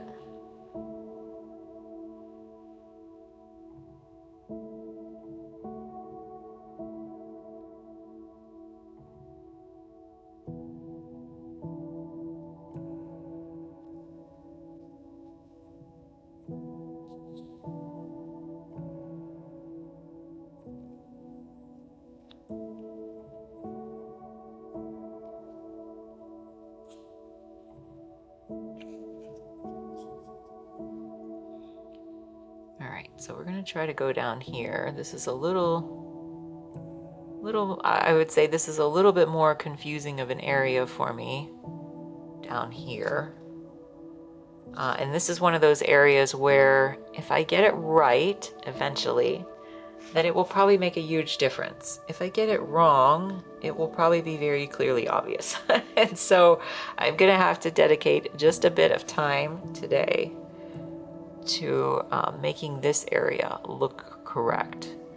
Because again, I try very hard to consider what looks good, what looks the best in my painting, and can I get everything else up to that level or close to that level.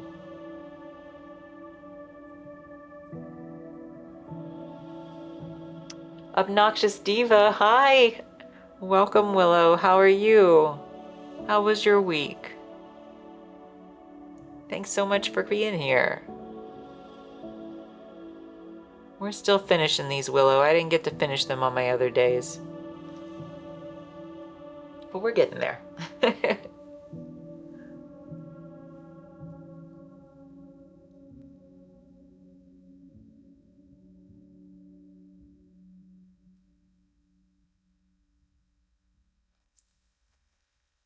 But we really, really, really, promise, Willow, are gonna try. I'm glad.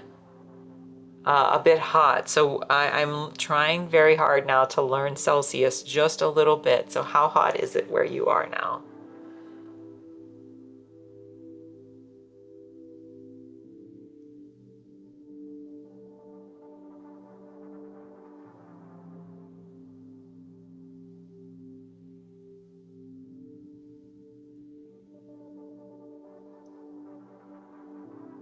bound and determined to get these done, because I did say I just need to move on with my life. It's just, it's not that I don't think they're lovely. I think they're lovely. But sometimes things just drag out for me a little longer than I want them to.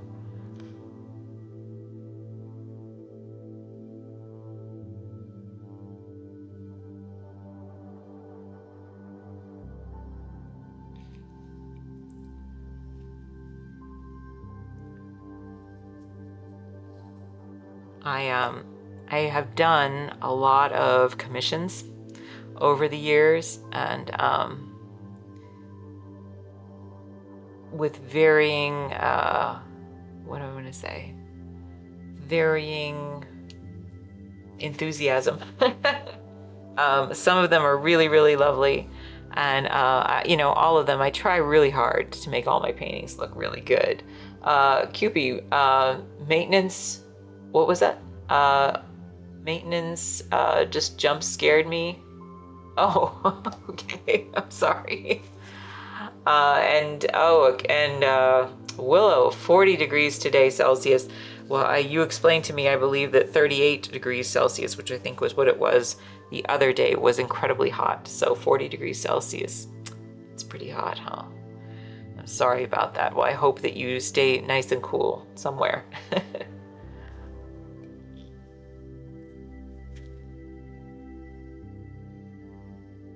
Yeah, I bet.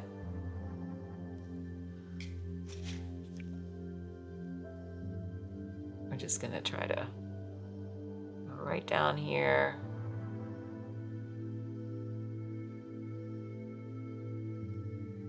And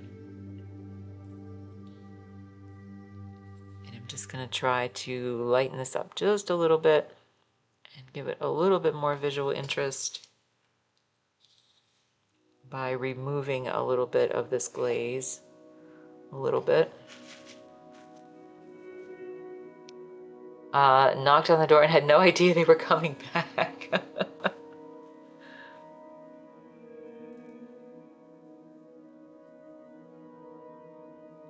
Well, I'm sorry, Cupie. Yeah, things like that, especially if you're engrossed in something else, that certainly can startle you pretty bad. So I do understand.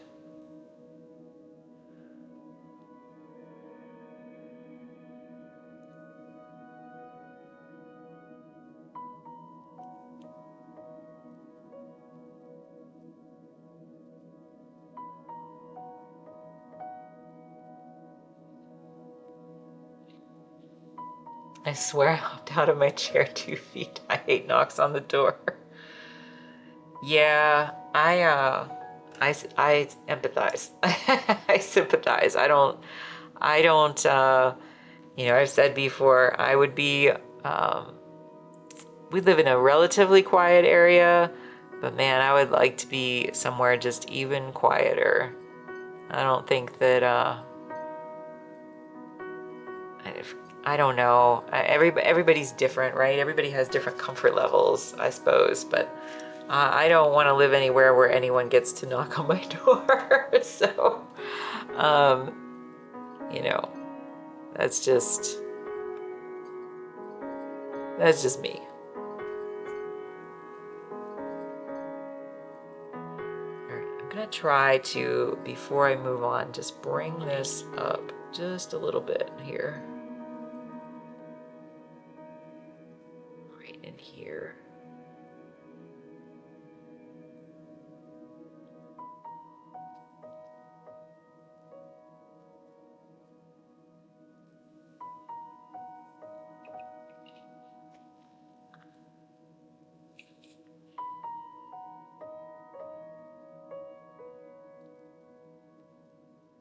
Yeah, it's weird. I was saying the other day, you know, I don't even know if it's a city thing versus a country thing. I always think that I want to live more in the country. But like I said, I went to New York City for work, and I really liked it. I didn't object to it because it was still like nobody was kind of in my business. They were just letting me do my thing. had preventative maintenance and they didn't change our alarm batteries and left the front door unlocked all day. I didn't. They already saw my email. Maybe at 23, but I'm smart enough to have it all in writing. Yeah. Yeah, that's crazy. What the heck?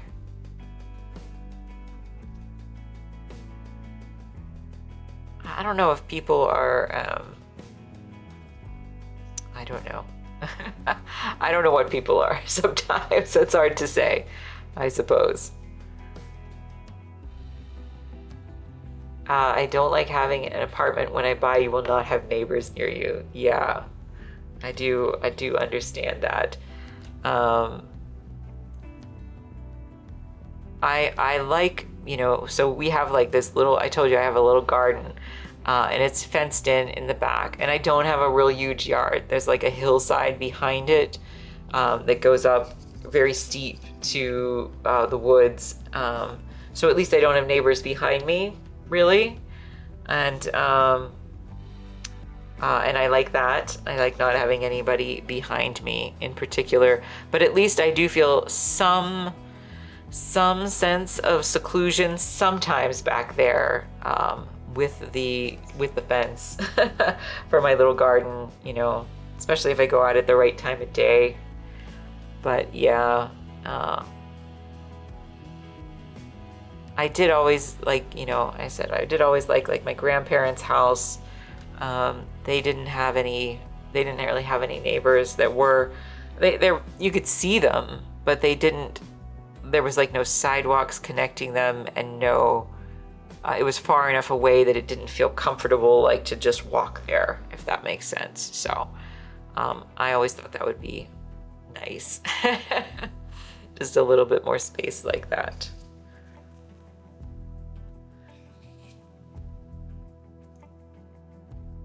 But you know, I like the garden.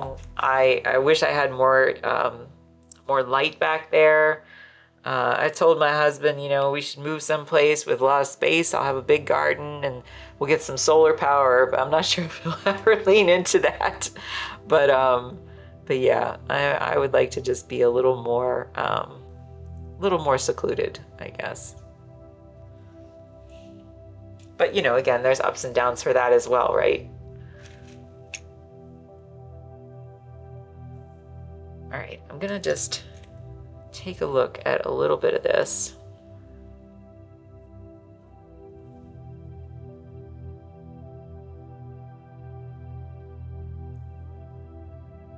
See if maybe there's just a few small tweaks I can make. And maybe we can call it a day. So, our neighbor here helped me with a flat tire without even asking. Yeah, so I mean, there's good things, right? Your mom lives out in the middle of nowhere on a mountain, and it's awesome. Does she ever get like afraid though?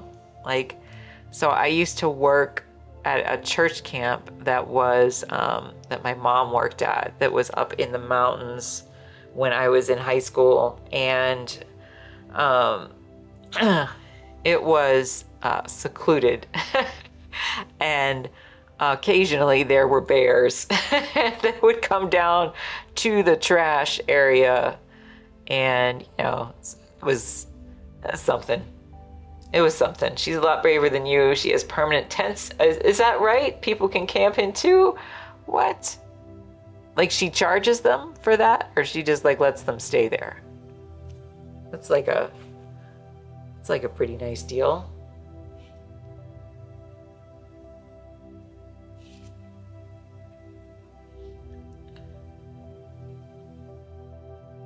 Yeah, kind of like an Airbnb. Hey, that's pretty cool. That's like pretty low maintenance if you just have tents.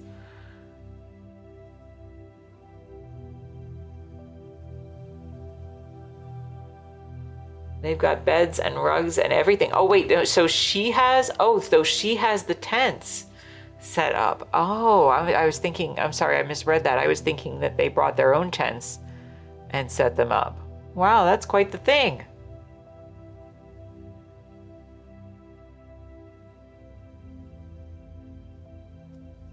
Where do they go to the bathroom?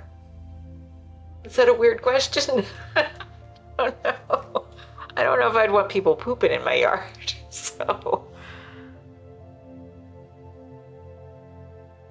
she does have one on one site to bring your own tents, and she has a super nice outhouse. Oh, okay.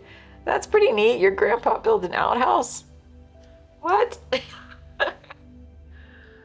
That's crazy.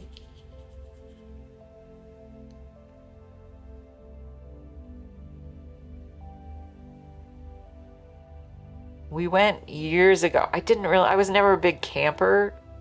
I went a couple times, various points. It's full of plants and crystals. Neat. We went camping, well, yeah, a couple times when I was younger, I guess, with some other families. And then my husband and I, years ago, went with some friends up to, there's I think it's still there. There was a Six Flags actually in upstate New York when we were living in Florida and we visited here.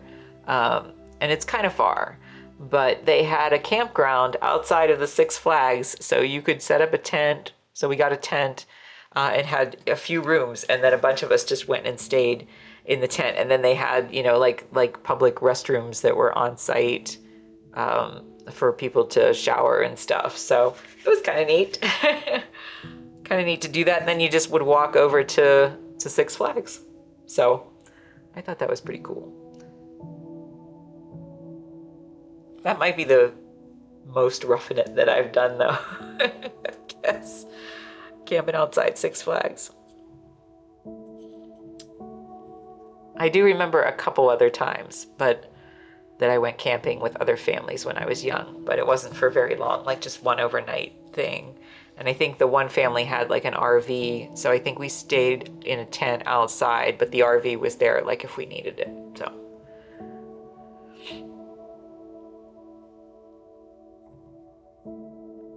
but that's a pretty neat idea, QP, because I've never heard of anybody setting up their own little permanent tents. So that's pretty cool. And that might be my retirement plan to set up little tents if I ever move into an area where, I got a little extra space. You love camping? Is that right? Like all kinds of camping, like roughing it camping?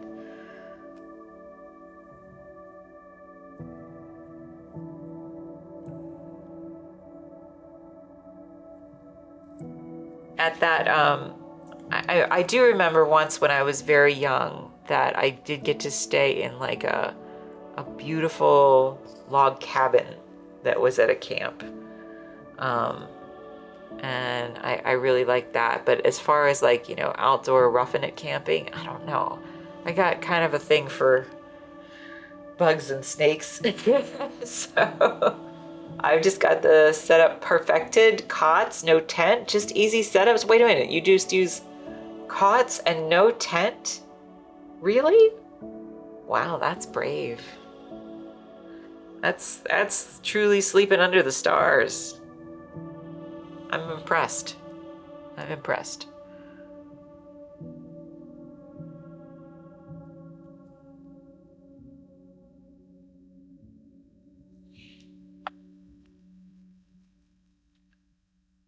And the Easy Up canopies. Oh, interesting.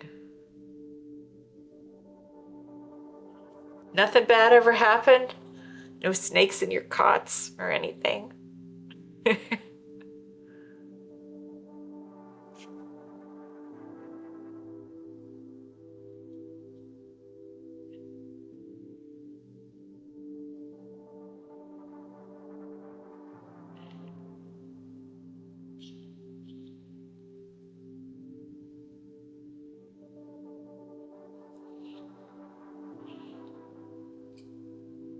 Tents get too hot to camp in the summer. Oh, okay, that makes sense.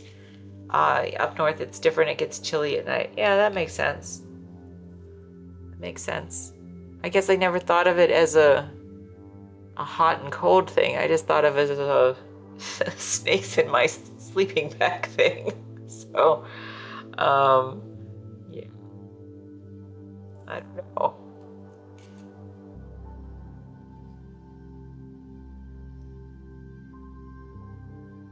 I'm not sure I could do it. Not sure I could sleep in something where I didn't feel like I had some protection from critters. So I don't know.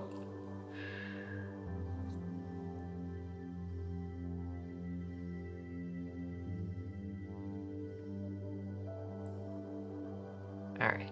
I think that we are nearly done with this particular one. And so, like I said, we try to go. Jake had asked me the other day, how do you know when the painting is done? I just don't want to beat it to death. I want to be able to, you know, accept when it's as good as it can be. So I am still going to turn it on its side because I do still want to see a couple little things. Just going to put a little dot of stuff down here. Just straighten that out a little bit.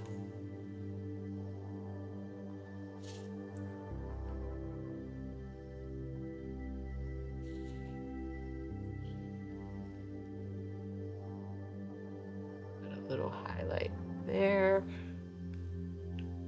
Just a few little highlights here and there. You can add walls to the canopy too. Oh, okay.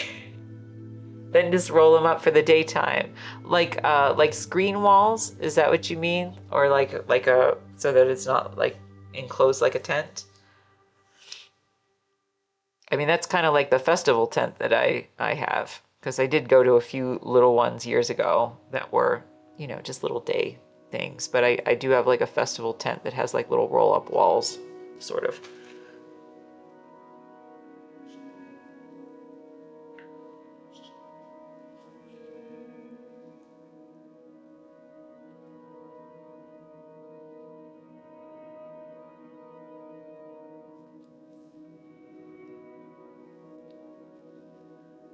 Okay.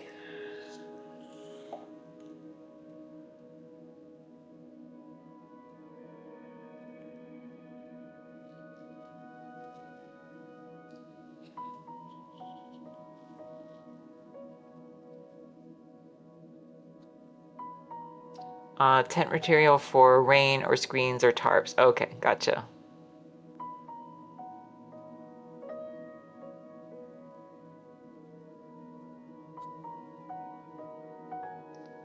And are there specific campgrounds that you go to, or do you just go to beaches? I don't really know how that works.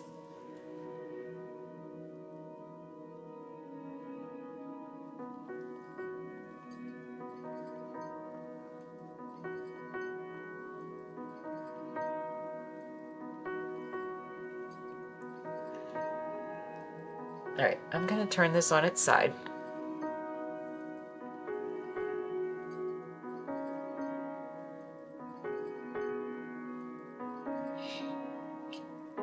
I think, do I need to turn it straight upside down? Well, let's just try. We're gonna try this way first. Try to take just a little bit.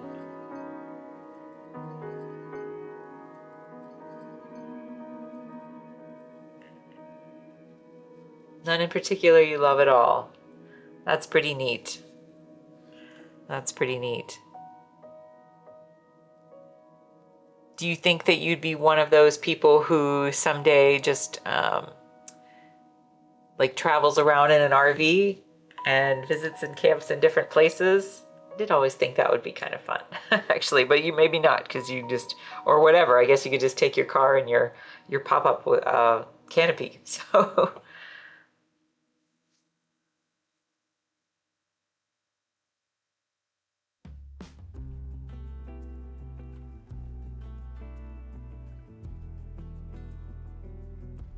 So I'm just trying to try to pay attention here just a little bit. I think I am gonna have to flip this upside down as I'm having a hard time seeing this.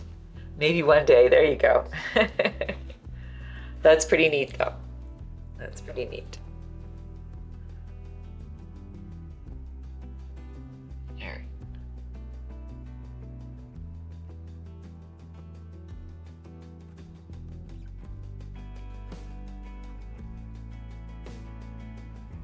Just gonna try to see if I can fix a few of these little highlights this way, because I am having a hard time seeing them. And then we'll see if I can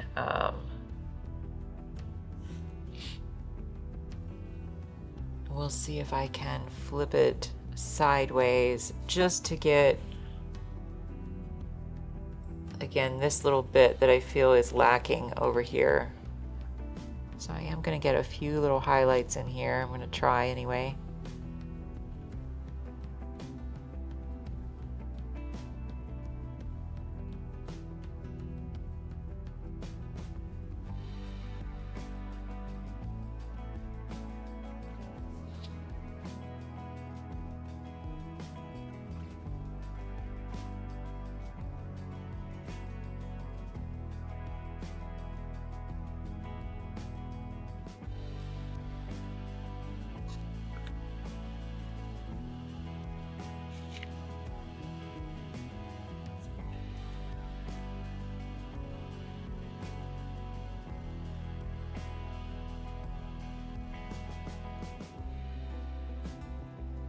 Still feel like that's looking a little bit weird over there, so I need to address that somehow.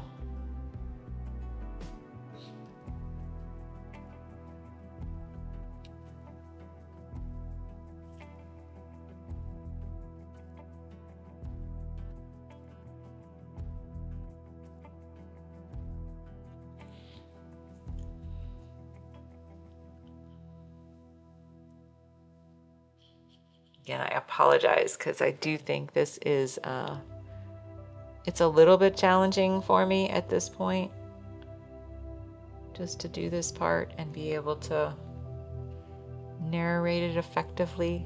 I am trying. So we'll just keep going with that. Okay, I think I need to try mix up a little bit of a better shadow color for that area, and use it just a little more strategically, a little bit more judiciously. So this area isn't actually that bad, but there's still very murky in here. Can you see that? It's just not very effective. So I'm going to try again with this little bit of blue and a little bit of yellow, a little bit of my bright red, oh, excuse me, wrong red, a little bit of my dark red. And I might need to put a little bit of white in there, but I'm going to try not to. So let's just see this, maybe, if I thin it out enough. Maybe that will work. Let's see.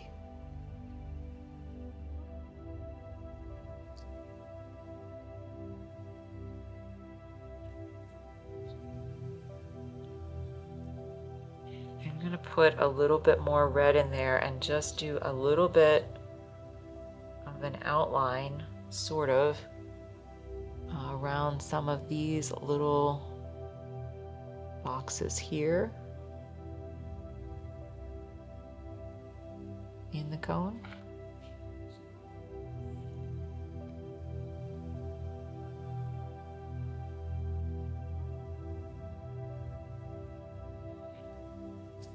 I'm going to try to soften that just a little bit because that's a little too heavy, a little too boxy for my liking. So I'm just going to take some of that off.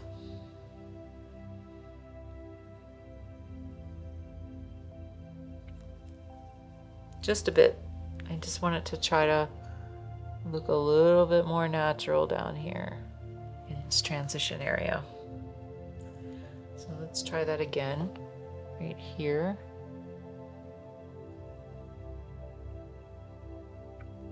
And again, if I get this right, it will be a nice addition to the painting. If I get it wrong, I think it will look real weird.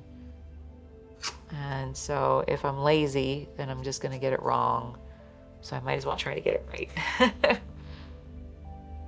Just because it's a little complicated down here.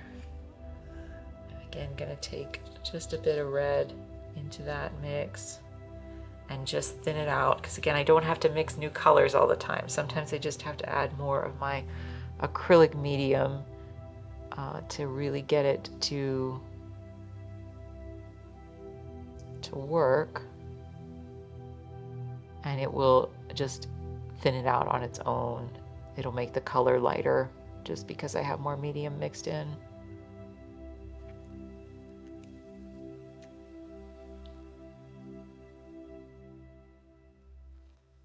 A little bit more there. Yeah, no worries, Solar. You take it easy. Okay. I appreciate you being here very much. I always appreciate when you stop in. Thanks very much, Solar. You take it easy, okay? Thanks very much. Very kind.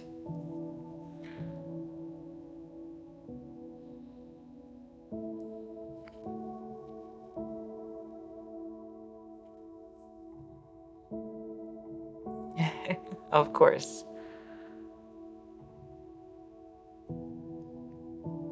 Yeah, thanks very much. I appreciate it.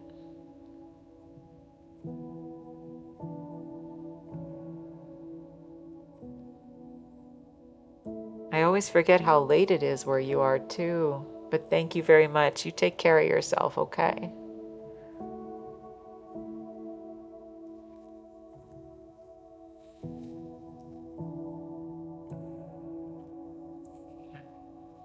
So I want to go in with a little bit more of this bluish color right in here, right in here,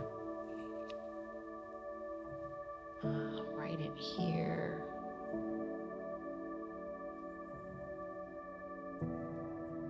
Right in here, a little bit in here, just a little bit.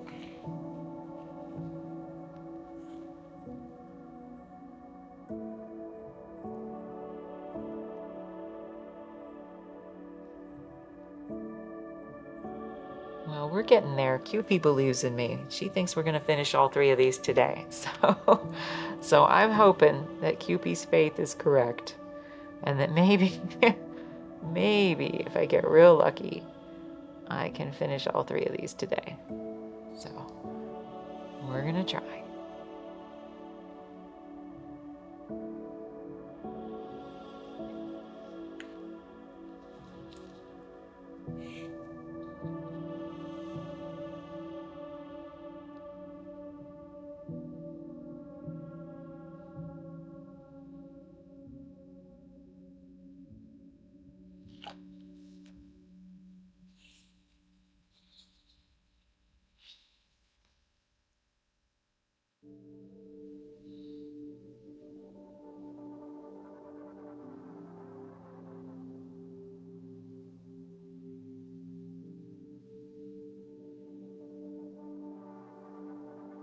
And some of this, again, it's just looking for these abstract shapes. And they're, sometimes really tough to see because it's really murky. Lots of little details. I'm not quite sure how things will turn out, but let's flip this around and take a gander. I don't love this yet. I feel like oops. I feel like I need to just go back in here with a little bit. These highlights look a little bit too strong to me, and I think that's what's causing my distress. So, not distress, but that's what's causing me to think that this doesn't quite look right, part of it anyway. So I think what I'm gonna do is I'm just gonna fix a couple more areas that I see down here, just refine some shadows a little bit.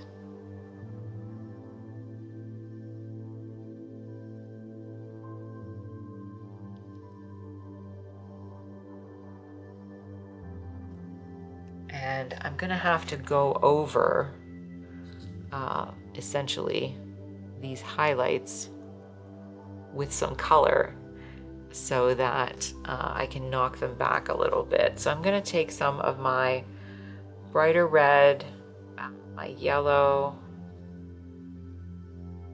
and just a touch of my blue, I think. the blue dulls it down, so it's just not quite as hot of a color. And I'm just gonna try to go right over some of these highlights. If I do this correctly, then the highlights will essentially still be there, but they just won't be as prominent. So I'm hoping,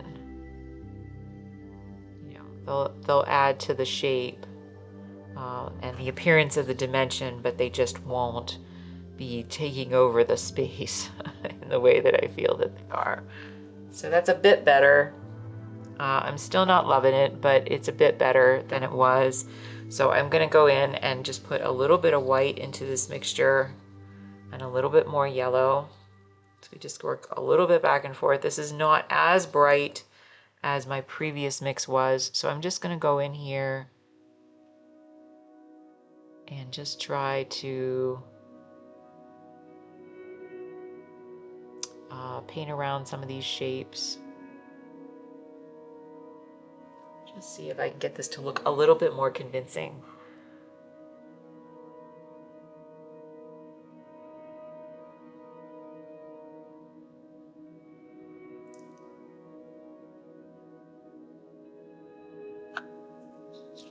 This here. This one's kind of a muddier shape there. A little bit muddier there. Again, I apologize because this end stage is a little hard for me to narrate. But I'm gonna try as I go.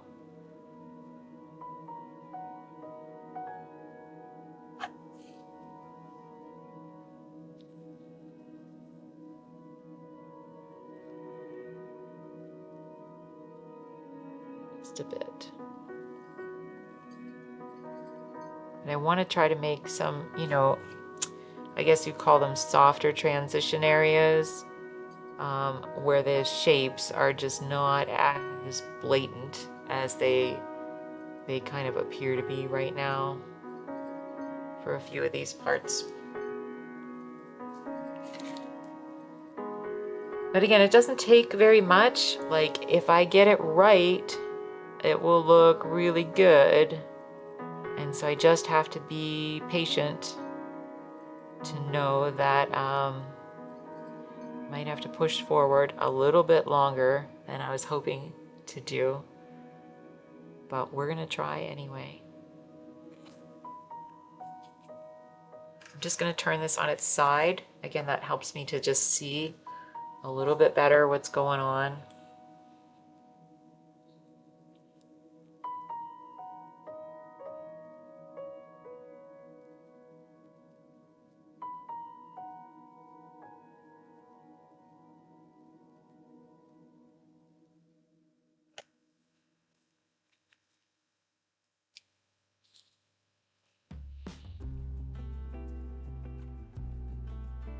And sometimes you have to, you know, sometimes you have to change things. Sometimes it's not going to be, you know, photos are weird.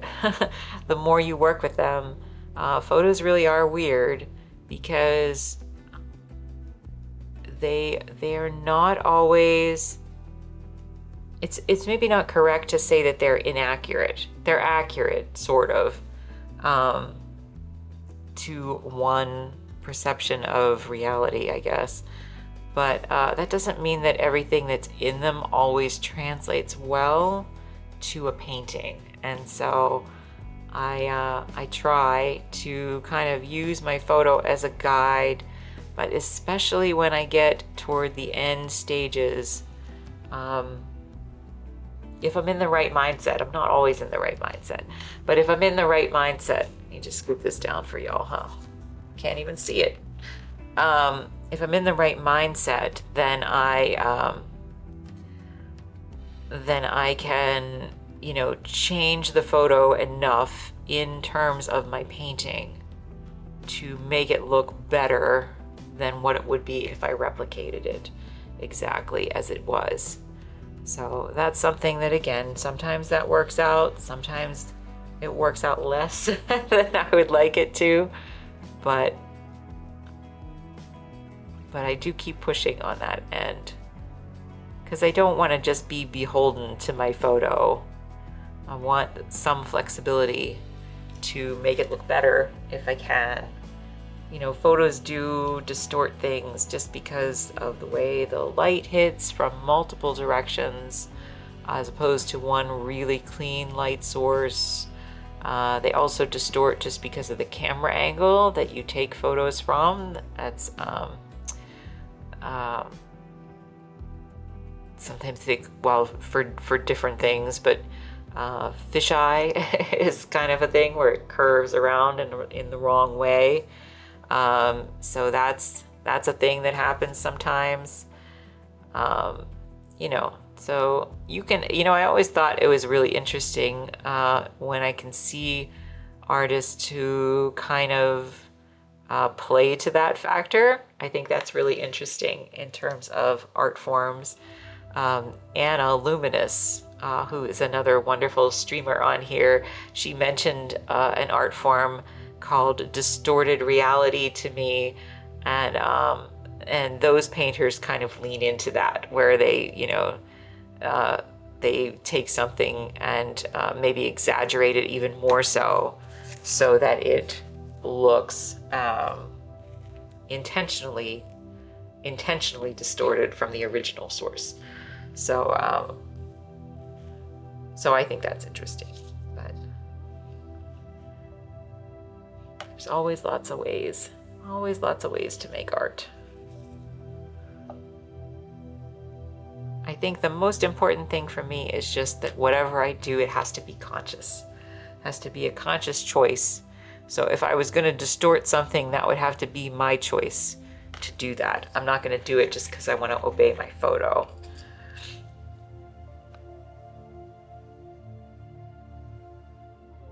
It seems like every time I come on here, somebody's mowing their lawn. I don't know how that happens.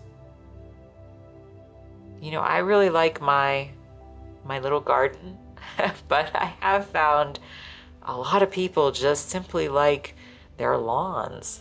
I'm not really into grass that way. Like I don't really get the fascination of grass, and I've never really even been like a flower person. My mom grows flowers sometimes, but I guess I'm just a more practical person. I feel like if I'm going to spend time outside and grow something, then I should be able to eat it. So I don't want to just like mess around with the grass.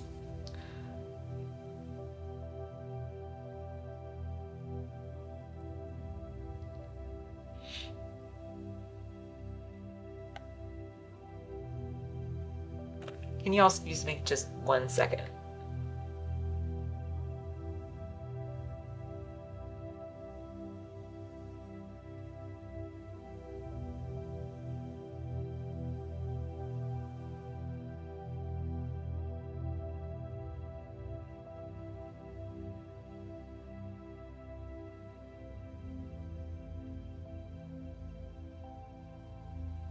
Sorry about that. My nose was running. All right, so this is actually looking more beautiful than it was down in this section. And I just don't want to neglect it. I just want it to be, you know, sometimes I've found that some of the areas that I paint where I feel like, you know, they look like the weakest parts, if I just take a little bit of time on them, they might end up being my favorite part. So I try to just, maybe that's a good way to say it. I'm trying to give this a chance to make it my favorite part of the painting instead of the part that I feel is the weakest, if that makes sense.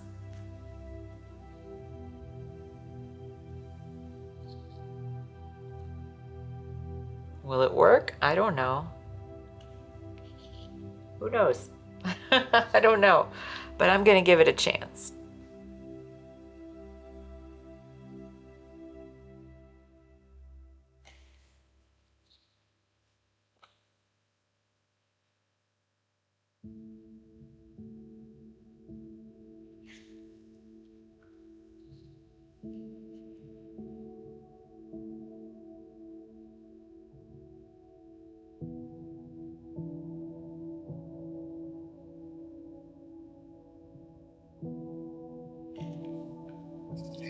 turn this on its side again.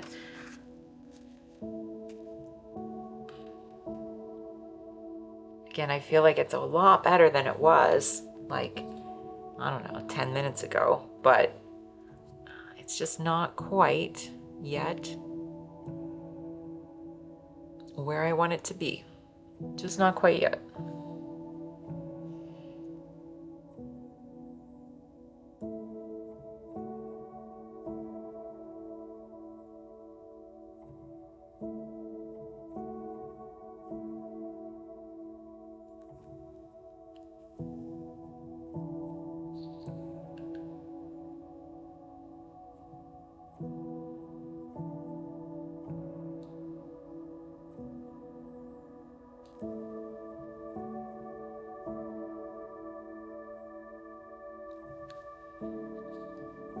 I think that one of the tricky things of this part is that,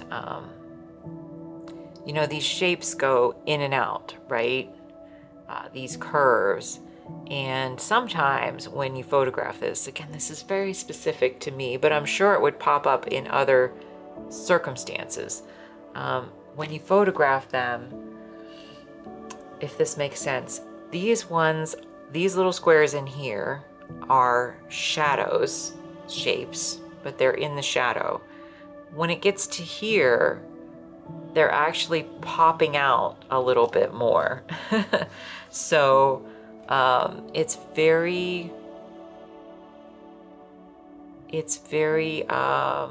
different. It's just a different approach, I think, to get it to look realistic in this section and not just replicate what I'd been doing up to this point through this other part of the cone.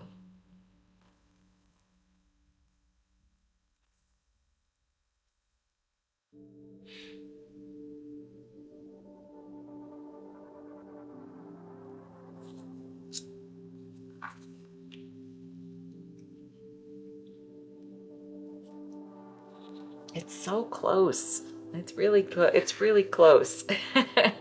It's just not quite what I want. So we're just gonna go in again a little bit.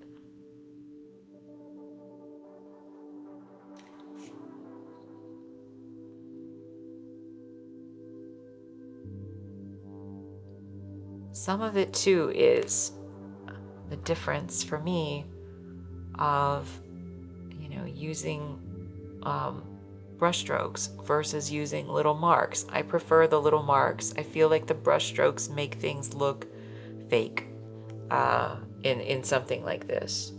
And so I'd rather make some little marks in here that imply what's happening.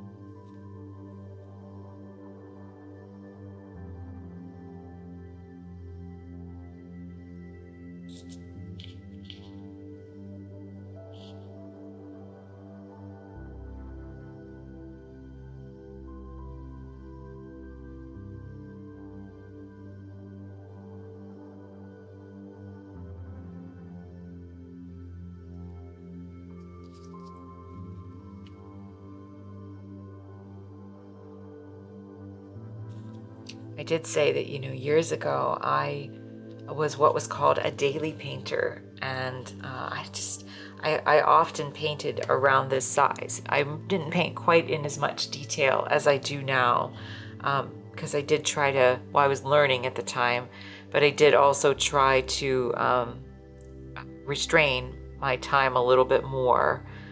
And it was such a good way to experiment with different things, to learn, you know, learn different approaches without committing huge amounts of time to doing larger pieces. So, so it's kind of nice for me because I've been for a long time. I've been painting such large pieces, you you know, there was one point where I was painting. That's starting to look okay. There was one point where for one show a few years back, I painted just 5 gigantic pieces. And,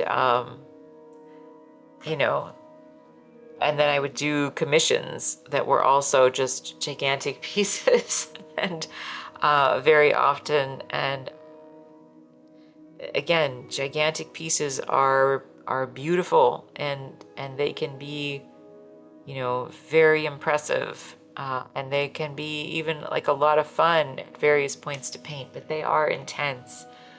And I welcome a change now and then to go back to something that's small. I think I excel at painting things small just because I'm a detail person. So even in my details, you know, I will say, like, if you ever get a chance to see some of my stuff in person, they're detailed even when they're big. So that is definitely a challenge. It's definitely a time-consuming endeavor to do that.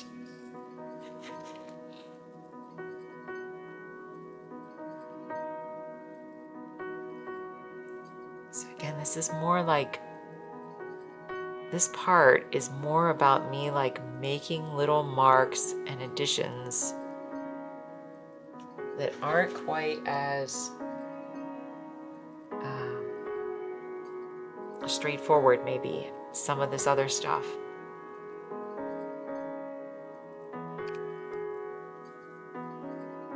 But again, I think it makes a difference to do it that way.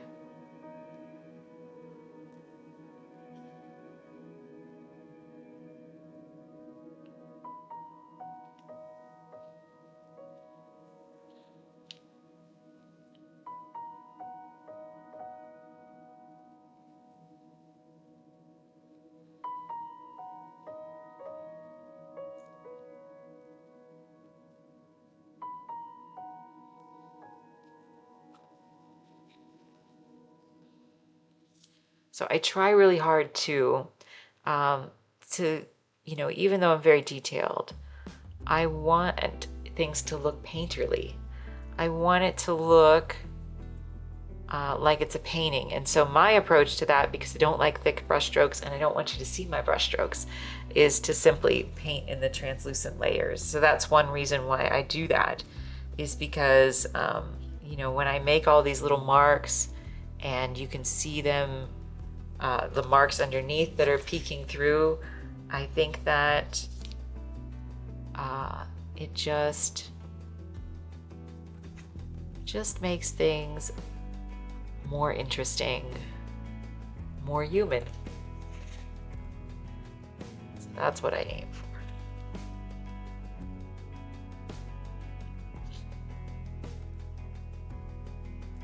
Zoom out on this a little bit. I feel like I need to go in to some of these areas, because now I feel like I like that a lot better than I did, but I maybe need to bring up some of these other areas as well. So we're just going to try to do that just a little bit, not the whole way across, just some strategic places.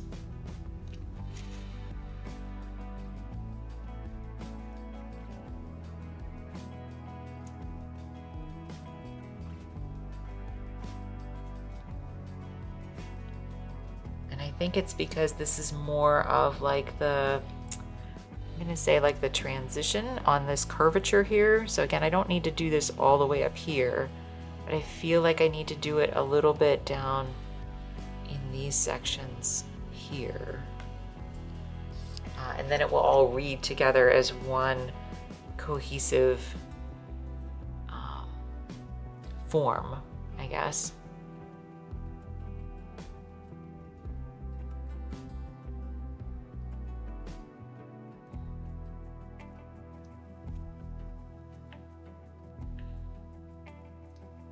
I'm going to take this color, we're going to do just a bit more right here, And then I'm gonna take it and actually add it to a few of my highlight areas because I think that it will help to accentuate that form just a little bit more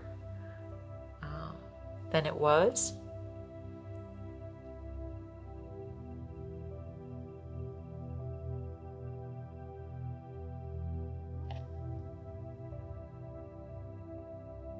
Now we're in the grit of it.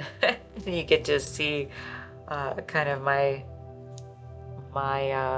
escape, I suppose, a little bit from the photo, my thought process toward the end of the thing, and how I really just, you know, how I try to finish it out, I guess.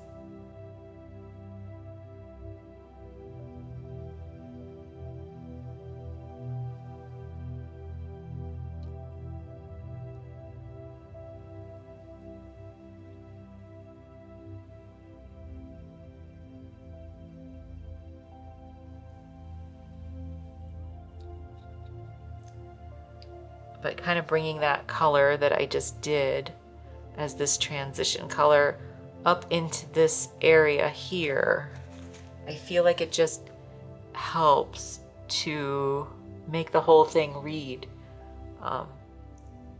as one piece, as one cohesive object, even though again we paint abstract shapes here, right? We don't actually paint ice cream, but I feel like it's just helping to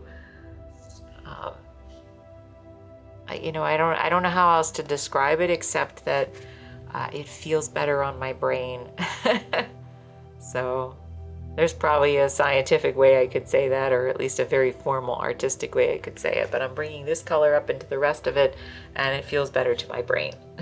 So we're just going to stick with that for today. I need to go in here a little bit too. I'm trying to decide. Oh yeah, right here.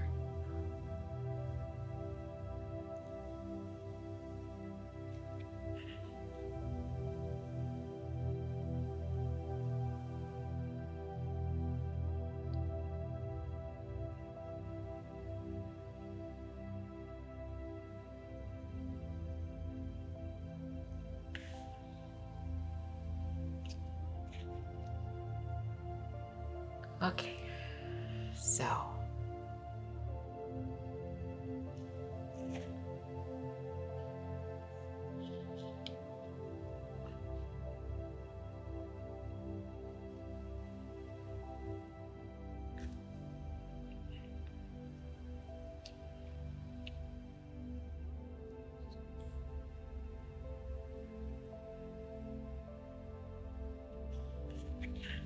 I feel like that looks, it just feels better to bring that color up, and I probably need to bring it in here just a tiny bit more to bring out some more highlights that will help me to again make this all feel a bit more unified, just a bit.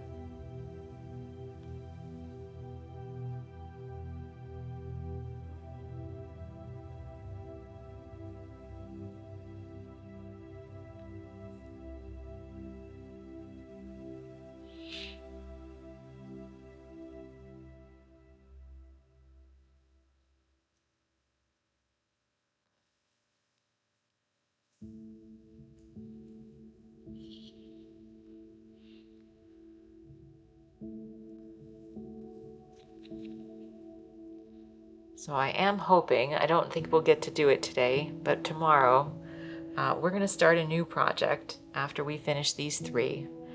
And I think I'm just going to do one as a sort of a test run. So that's that small blue panel that I set up here that I showed earlier.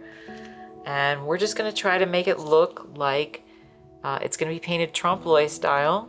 We're going to try to make it look like a real swoop of frosting. I don't have any cookies on this one, so I'm calling this one a study of sorts. But I just really want to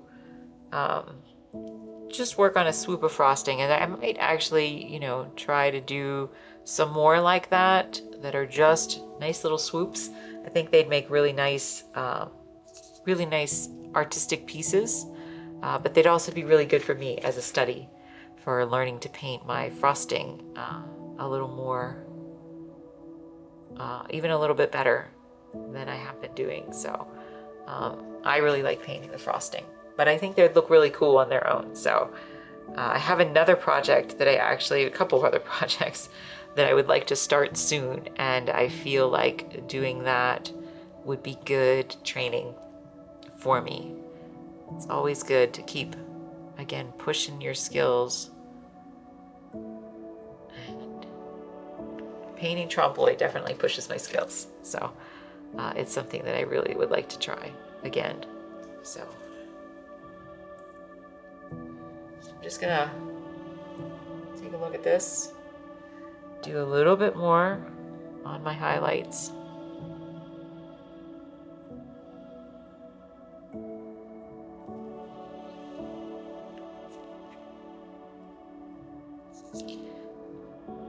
Again, this was the one that I felt like if I had to do just one of the three, this probably would have been the one that I had done, because I think visually it's probably just a little bit more interesting than the other two. But I think that all three are turning out pretty well, so I think they can still all go together as one piece. That's really what I would like, is to have them all displayed as one piece.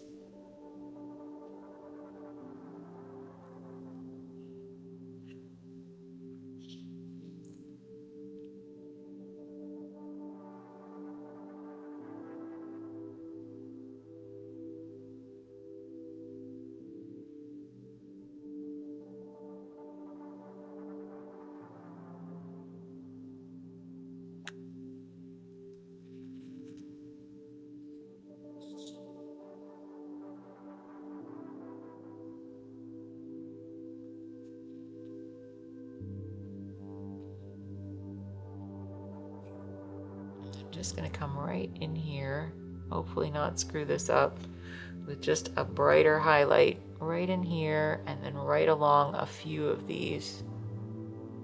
Right there. Right there.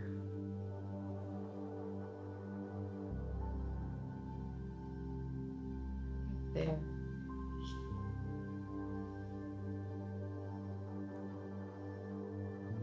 There.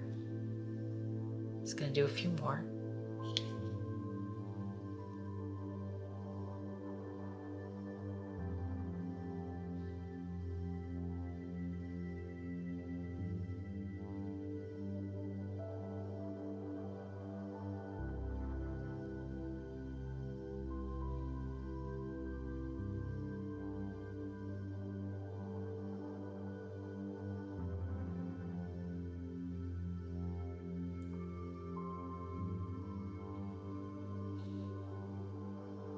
And again, it is amazing.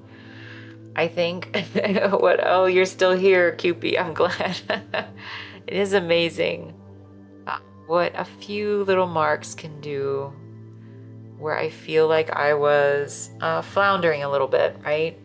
Floundering a little bit. Maybe it wasn't quite what I wanted it to be, and now I feel like it's much, much closer. That my cone is just much, much closer. So it's hard, I know, to remember what it was at the beginning of the stream, or at the beginning of the week even, but you'll have to trust me that it is remarkably different from what it was.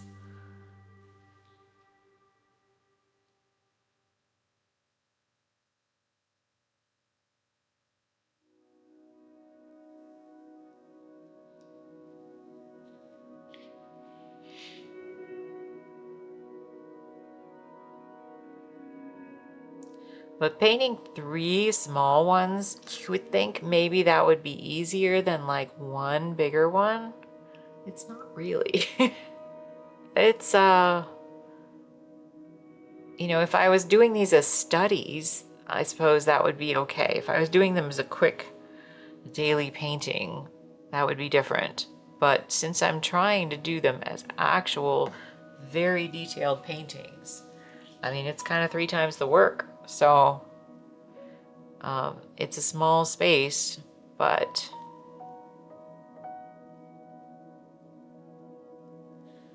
just want to see. And I'm going to take just a little bit thinned out.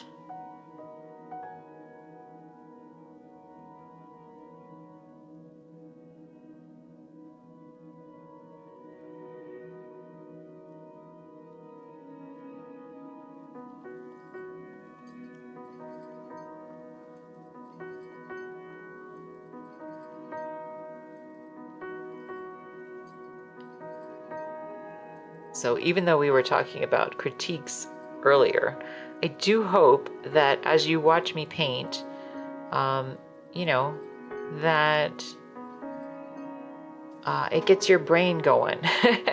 It gets your brain going, you know, just to think about either the various stages of this that I push through or struggle with or whatever. I hope that you know, I hope you enjoy watching it, or if you're, you know, if you're a painter who's experimenting yourself, I hope that, you know, you're looking at it and thinking about ways that you can, you know, maybe implement some tiny part of this into your work, or even not.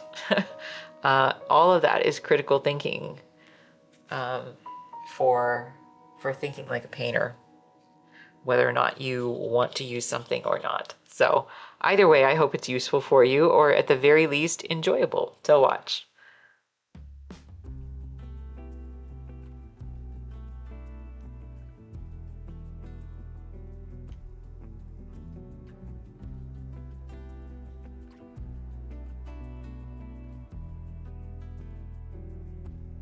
And again, I mentioned earlier that in another session, Jake had asked me, how do I know when a painting is, or how do you know when a painting is done, or do you struggle with that? Yes, every time. And I just don't want to beat it to death. So I'm going to try to stop in a moment here and move on to one of these others, because I don't want to beat it to death. And I want it to still be beautiful and painterly, even though it looks very realistic. If I don't feel like I can substantially improve on it, then that's when I call it done. So, you know, and that doesn't mean that sometimes I won't come back. Sometimes I will. Sometimes I'll come back and I'll fix something small or something that I hadn't noticed or whatever, but I'm gonna try to simply, in a few moments, call this one done, and then move on to the other one here, or the other two here.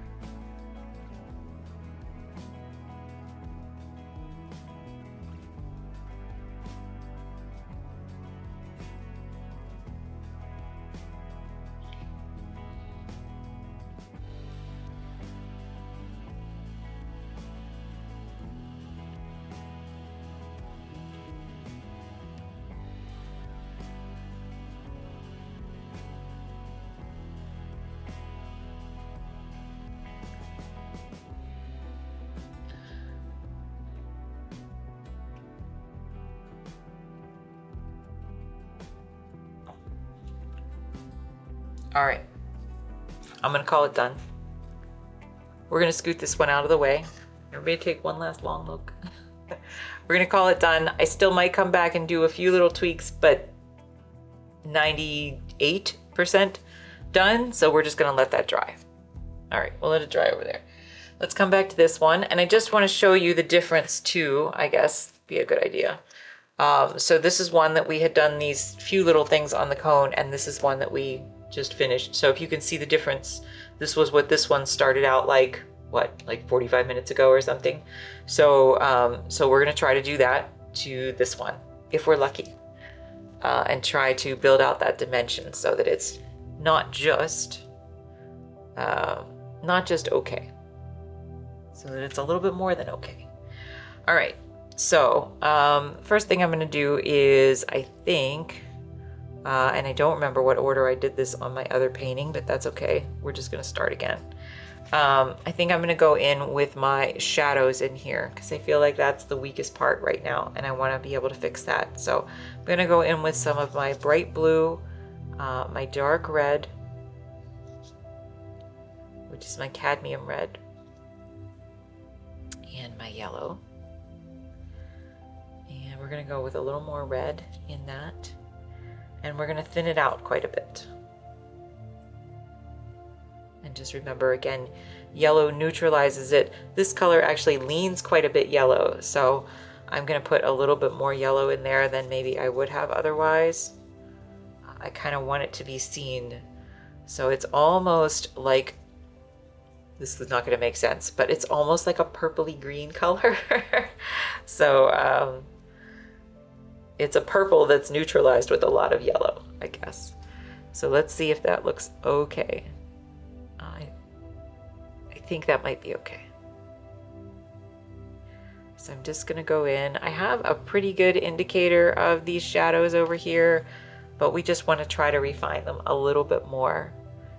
And so I'm going to just try to pay attention to my reference photo, try to go right around this edge a little bit, and then try to refine just this handful of these shadows, and then some of these lines that are in here as well, which I'm probably going to have to tint with a little bit of red to try to get them a little bit more accurate. But this isn't so bad. It's a lot farther along than it was, you know, the other day. The rest of this seems relatively okay. Again, maybe I have a tweak or two that I'll have to come back to it, but I don't think I'm going to touch that in this session. I think that's pretty well done. Sometimes what happens is when I get to the very, very end, which is I haven't yet painted the white background on this, and I will put, you know, probably 3-4 coats of white on that white background. And so as I do that and go through and clean up these edges, then I'll probably notice a few things that I need to tweak. But again, we're going for 98% today on each of these. So let's just see if we can get that.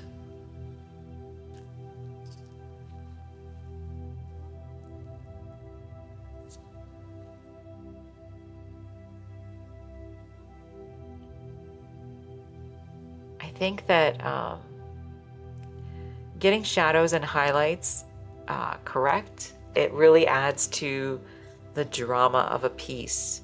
And I think when I started painting, I would say my pieces were kind of, what do I want to say, generic? They were okay.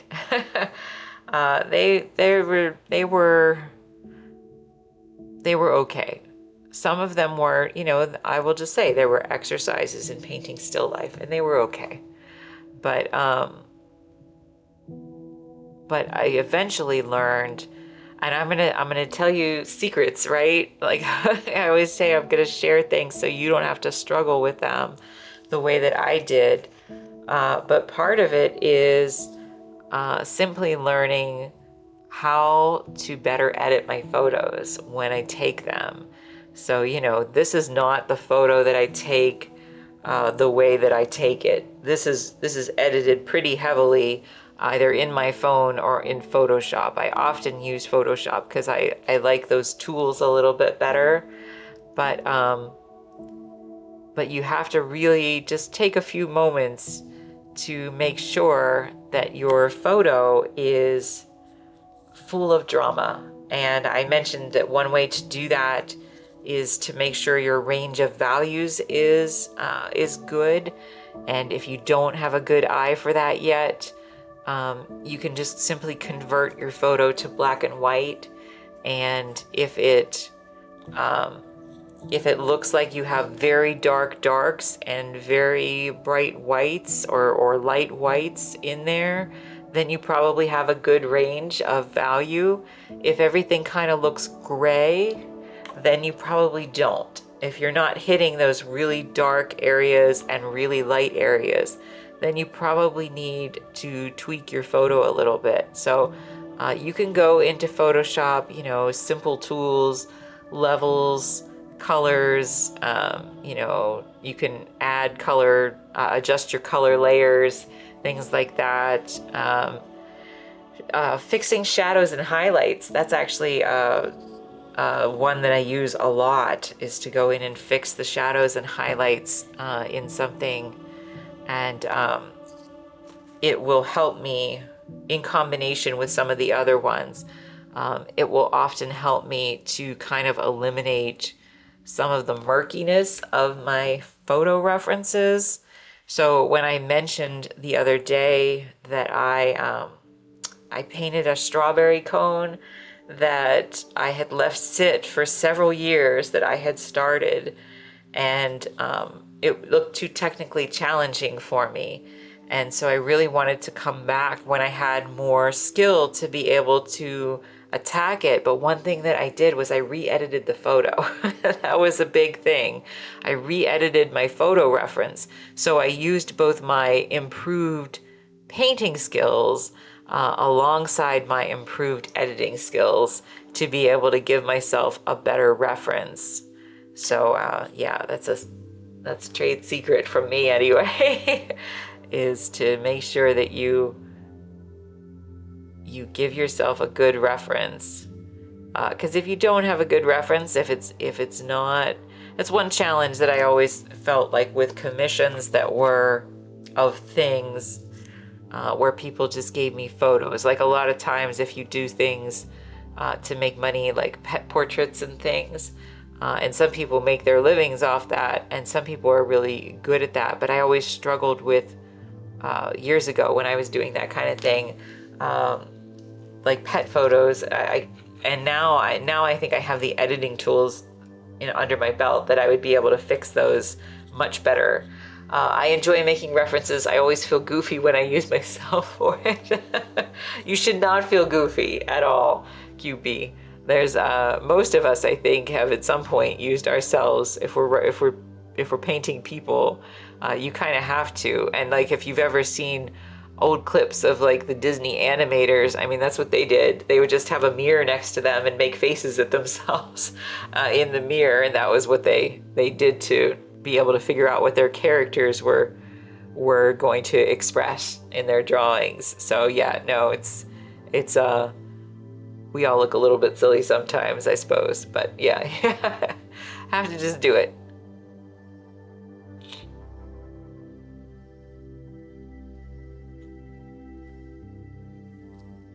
Okay, so I'm gonna add a little bit more red to this now, and we're gonna go back in and fix the website line of action is awesome. I love them too. What does that mean? The website line of action is awesome. Sorry, I'm old, and sometimes things need to be translated for me.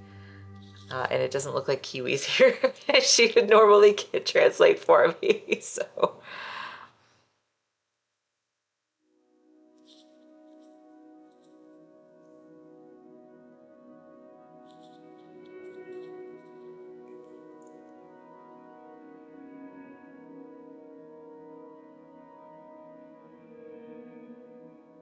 It's a website with a ton of references. Oh, okay.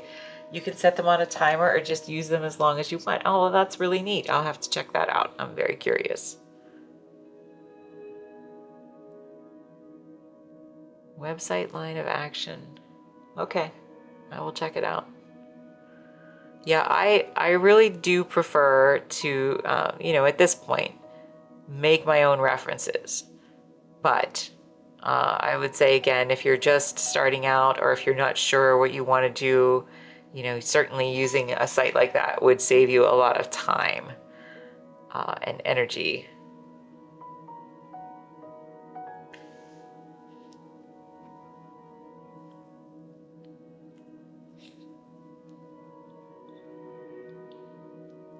I love doing fast figure drawings or attempting animals. Nice. There's certainly, you know, certainly a lot of opportunity, I'll say. Keyword attempting, interesting. There's a lot of opportunity for people who paint animals. I did a long time ago.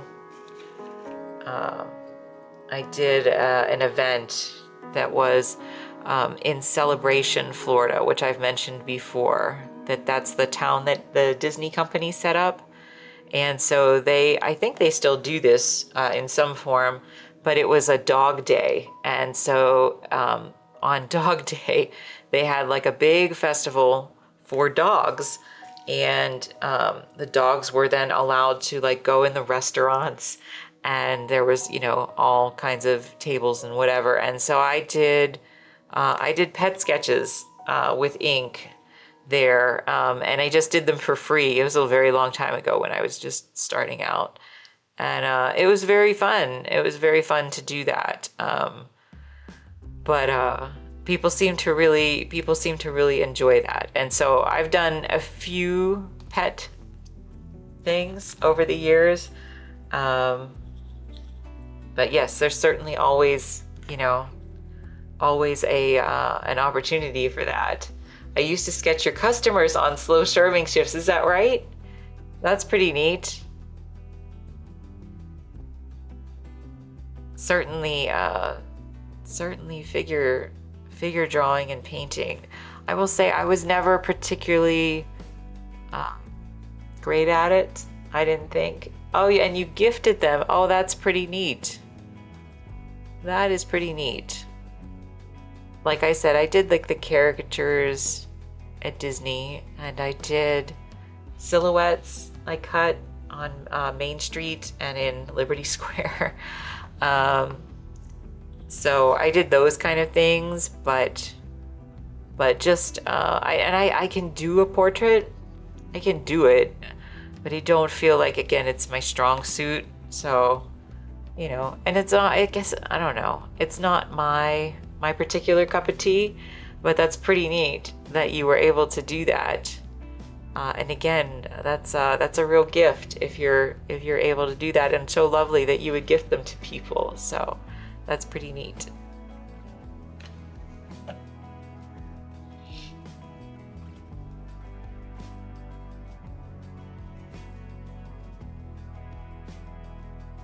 I have a book on the shelf that I know I really liked flipping through years ago. I think it's called, oh, this one?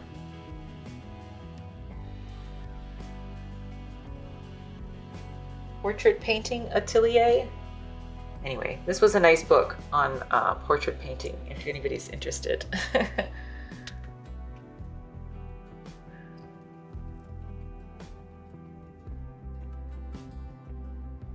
I painted my other book when I turned around. So, yeah. They used to, this is crazy, when I took figure drawing in, no professional, but it's very fun. Hey, if you enjoy it, that's cool. You know what, part of it was maybe I used to draw more people. And then again, when I went to school, when I went to college, that we had to take, and again, I understand why, but we took anatomy classes for drawing, and they were brutal. Brutal. And you had to memorize, essentially, for the final, all the bones and muscles in the human body and draw them and label them. It was terrible. It was terrible. And I did it. I can't tell you them now.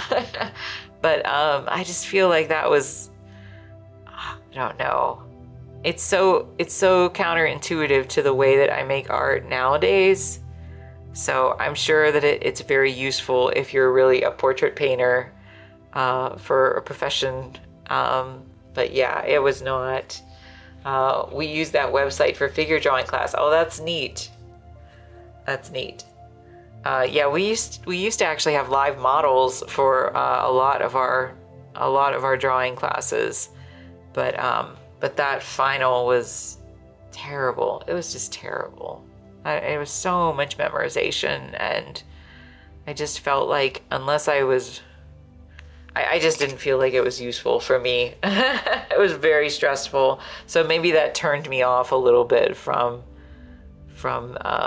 wanting to draw figures, I guess. I don't know.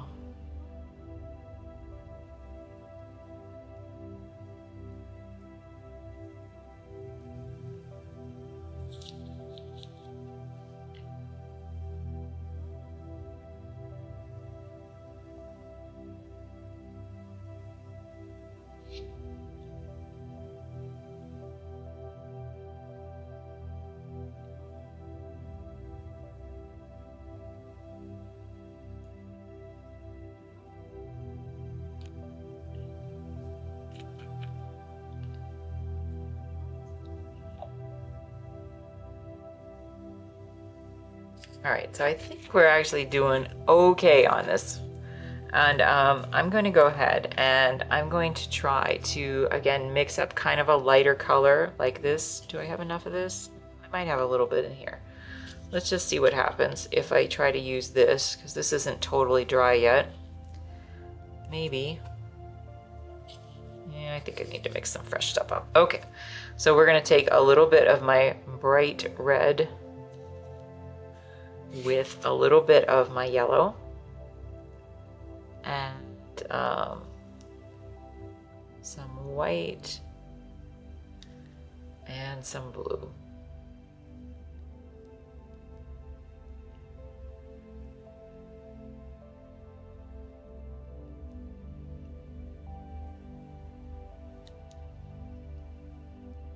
So Cupid, do you also like do that as some of your like how much do you like figure drawing, I guess? How much do you enjoy that? I'm just curious. I was going to ask you if you did that as some of your giveaways that you said you do for your family. Or friends.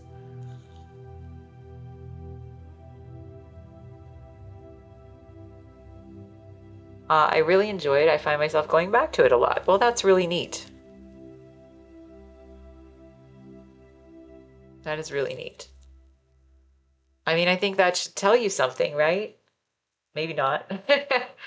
But like I mean, just to compare it to me, I like gradually shied away from it. If you find yourself going back to it, that might tell you something. So I don't know when the last time I really drew people was. I do a lot of clay magnets and charms, jewelries, anything you can get your hands on for gifts. Okay, so you do more crafty stuff for the gifts as opposed to like drawings or paintings, is that right?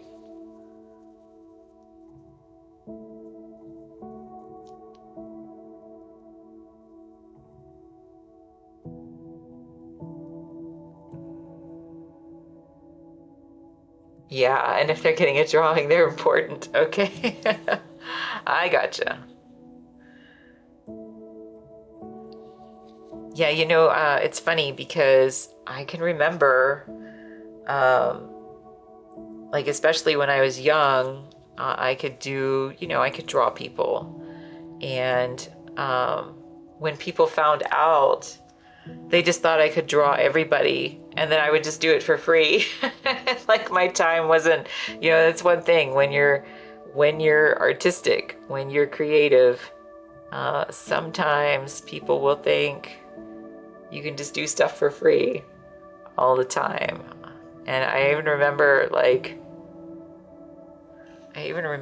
my music teacher being so excited that I could draw people. She's like, oh, you could draw my granddaughter, but she wasn't planning to pay me. She just wanted to like make me do it as a student when I was in like, you know, 10th grade or something.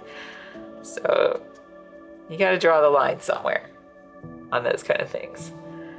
I recently did a sea turtle for a friend from middle school who just had a baby. Oh, that's nice. That's pretty nice. I like sea turtles. Why did you choose a sea turtle? Just out of curiosity.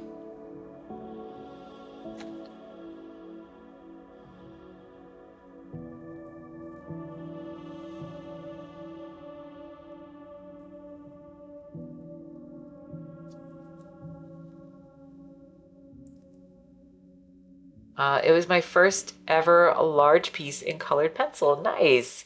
Oh, her mom passed when you were in high school and sea turtles were her favorite. Well, that's very sweet. That's very, very sweet. Very thoughtful. And it was your first ever large image in colored pencil. So what do you mean by large? How large is it? Or how large was it?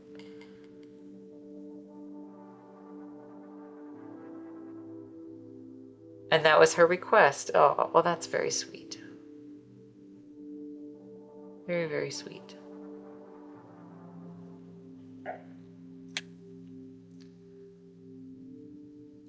So I'm just trying to kind of put this next layer on in here for anybody watching. And we're just trying to disperse it a little bit with the other brush. And, you know, just try to make it mimic more like the look of the texture of the cone. Again, it's a flat painting, but it'll look more like the texture of the cone. I'm trying to get it to look like that one. Not really large, maybe 12 by 8. Okay. But it's larger than the 3.5 by 3 you've been doing. Oh, okay. Is that like a, what do they call like the art cards? I don't know what the, you know, it's ACEO. Is that what it is? I don't know if that's, maybe that's even a little bit larger than those. But that's pretty neat.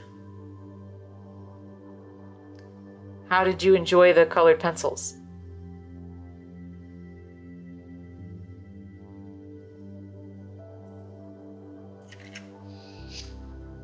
ACEOs? Yeah, okay. I thought that was, I wasn't sure if it was 2 or 3 inches.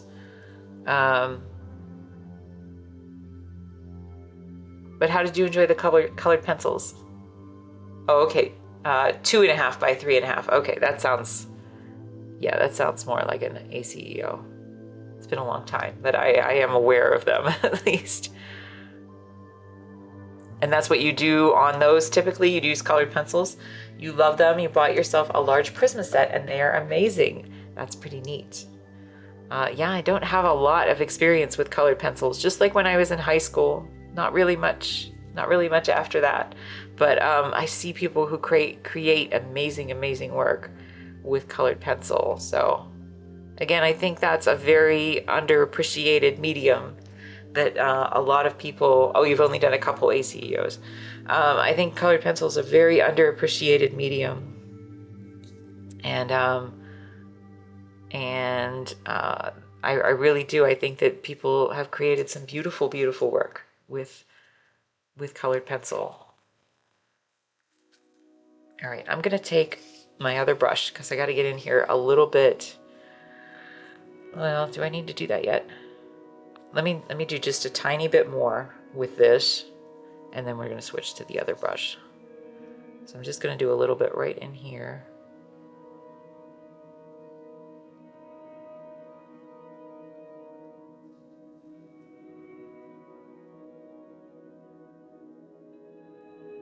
We're gonna come back and rework this, but I just want to put a little bit down because again, I work in these layers. I want to see the paint peek through.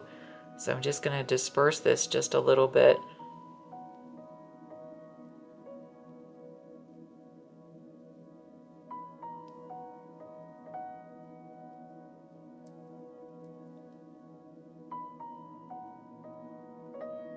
I see some, and they've done this for years, but I know that there's some people who are doing some really amazing ACEOs, and I don't know what medium they particularly use, but colored pencil seems like that would be nice. But I think you can paint them as well, and they sell them on eBay. So I think that's pretty neat, actually.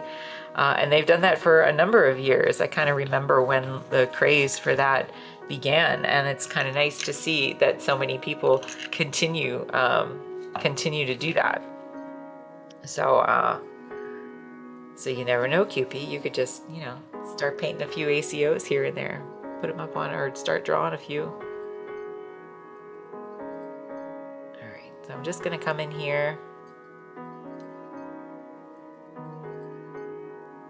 But that's a nice size, actually, the 2.5 by 3.5. It's a nice size because, like I said, working small gives you a chance to experiment without overcommitting to things. So Um, you use color pencil and a little acrylic marker. Oh, you have sold one. Nice. Yeah, you could certainly. I will tell you a secret for anybody who's in here. So I used to, when I did the daily paintings, way back when I started, when I came back to art, I started by a lot of them by selling them on eBay, by auctioning them off on eBay. And so I would try to get somewhere between three or four done a week. I guess that was my goal. Sometimes I guess it was 2 or 3. But I would sell them on eBay or on Etsy. And the way that I found my gallery was that a very kind collector who kept buying my works off of eBay, he was a big art collector, and he literally drove all the paintings that he had bought from me over to a gallery that he had known and showed them my work, and that was how I landed my gallery. So never know what things can lead to. You never know.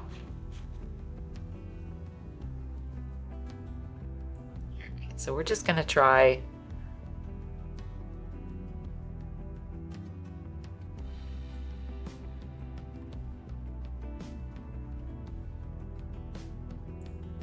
to just clarify a little bit of these little shapes. Yeah, yeah. I mean, I think it's about, like, that's why I like doing the small works. I was venturing at that point into slightly larger works. But I like doing the small works because, again, you don't commit a whole lot. You also can complete them, especially, you know, if you do them as like daily paintings or ACEOs, you can complete them and not expect such a very high price point. And then you do have to be willing to take losses. Back in the beginning, I did. You know, everybody starts out that way. Everybody will sell work. You need to start out small and then build up. But it was just about consistency, and you know, and that I think is the probably the biggest part where artists struggle, because what you can't do, and I have fallen victim to this, even, you know, in just my regular career. Sometimes I get so busy that I stop promoting myself, and you have to be consistent, and consistency will hopefully, as your skills will improve and your promotion improves, that's important. So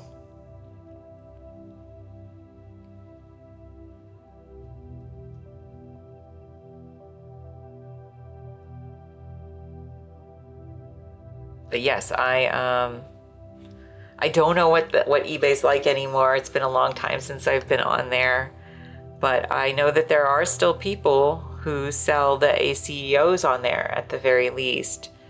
And like I said, I'm not sure what the rest of the market is. The place that I used to be a member of, which again, that kind of I think it's not quite as popular as it used to be, but it's called Daily Paintworks.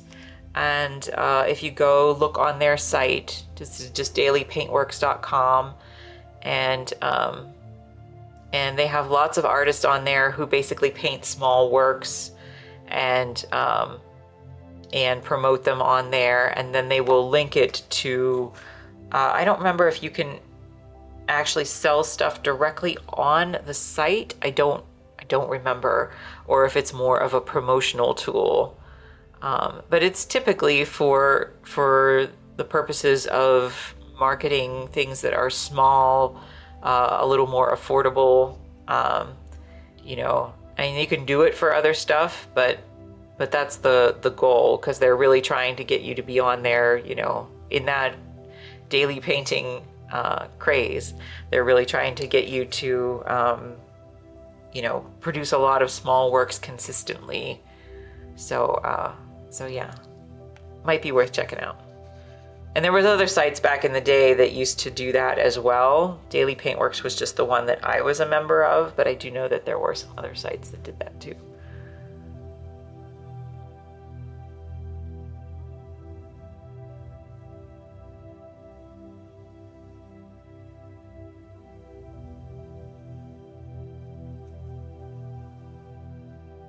Okay, we're getting there.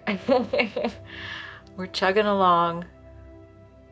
I just want to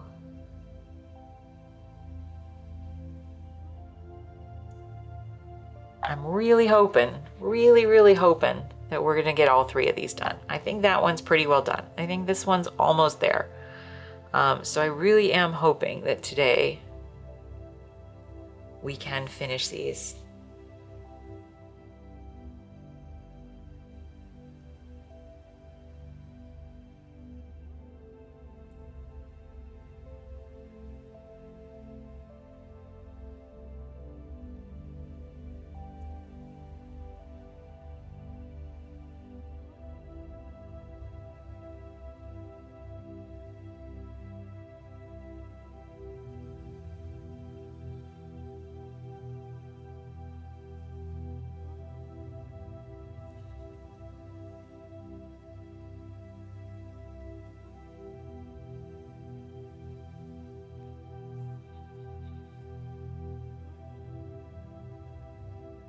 Yeah, I'm just trying.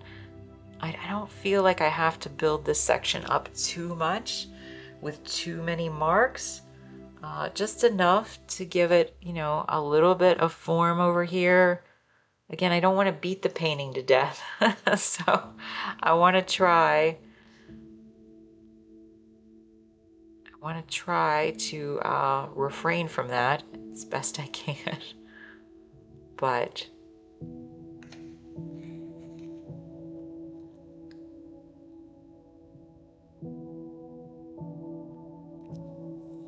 you know what, a good way to think about that, QP, if that's a route that you decide, which, you know, again, different paths for everybody, but if it's a route you decide to experiment with, is just to get, I would say,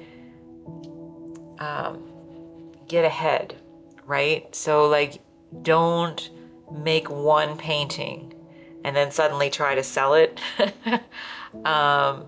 Try to have, I would just have a bunch. I would have a little group ready to go so that if something goes wrong, if you're not able to, you know, if you're not able to produce stuff because of any reason for a short time period, then you're ahead with what you've produced already so that you can keep listing things consistently, putting stuff out consistently. And again, whether that's on your social media or hopefully some combination of your social media and your, you know, wherever you would decide to promote them otherwise. So you've also painted some Pokemon cards. You know how common cards have only a small square of art. You've painted them to make full art cards. Yes, I've heard of that before for Magic. For Magic, I've not heard of it for Pokemon, but I am aware of it for people who did that for Magic the Gathering as well. Yes, the full art cards. That's pretty neat. I'm sure there's a market for that as well somewhere. So that's pretty neat too. But again, just kind of doing all those small experiments that allows you to, I need kind of understand from Magic. Yeah. Yeah, I don't want to say I have a good understanding of Magic from various things over the years. But yes, you know, I feel like the size of creating, you know, you can certainly venture into some larger works, but just being consistent and getting stuff out there and helping yourself to, you know, experiment with what you want to do. I mean, it's nice when you did one for your partner as a gift and one for his sister. Nice.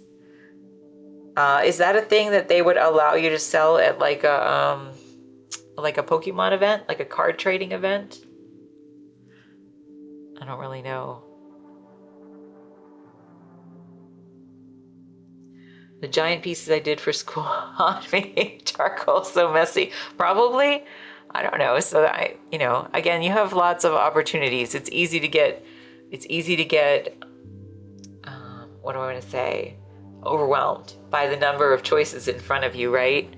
But, just to, you could do, for example, you might do 30 Pokemon cards, right? Full art cards, and then you might learn that you hate that. And so, you won't know unless you do it. And then you might do 30 ACOs and you might learn that you love that. Or it might be the reverse. You just would like to get your foot in the door somehow. I think you just have to make work then.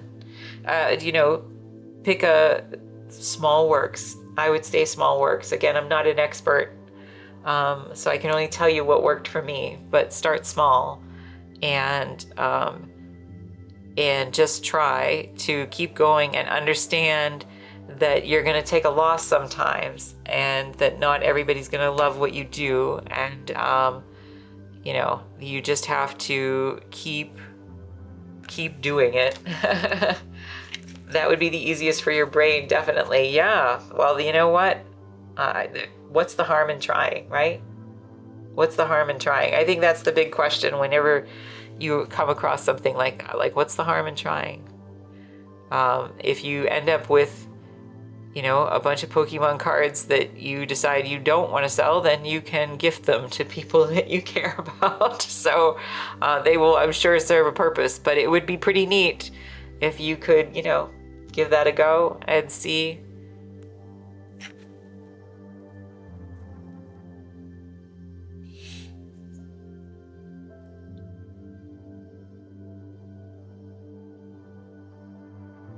Even just from a technical standpoint, I would think that the act of doing that would be tremendous for you for, building out the designs, being able to accurately render the designs.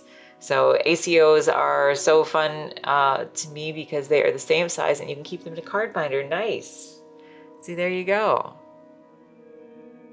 There's a lady that I know I've seen on TikTok, and she does the ACOs, and I want to say she does birds or chickens, something like that. And I believe that's all she does. Now I don't know. What. It seems like she has found her niche, we'll just say that. And so obviously I don't know much about her, but it's just, yeah, amazing way to collect original art. I would say I would agree with that. Yeah, that's the thing, not everybody can afford, and it's another reason why you keep things small, especially when you're starting out. But not everybody can afford a $5,000 painting that you dedicate like a year to making or a month to making, whatever. So, but people still want to support you. So, yeah, so that would be nice. So I think you should give it a go. You have a little jam jar one that you love. Nice. It might help you to, again, establish what you like doing. If you just start putting them out there, maybe whatever your subject is that you decide to start with, maybe it's all still life, maybe it's all animals, maybe it's all people, whatever it is that you decide to do. And then it gives you a chance to experiment with that. So.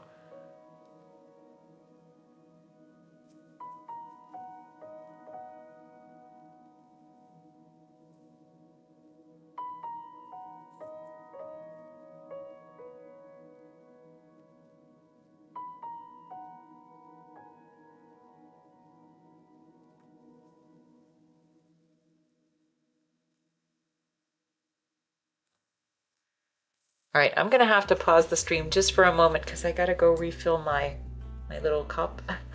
So I apologize. I left it in the other room. So I will be right back. Just hang on 1 second.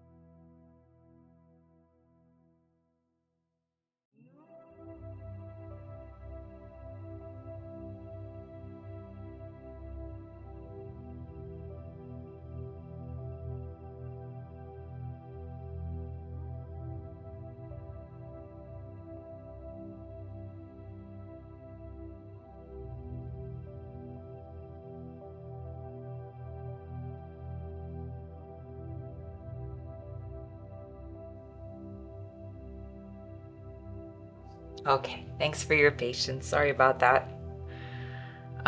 Okay, so where were we?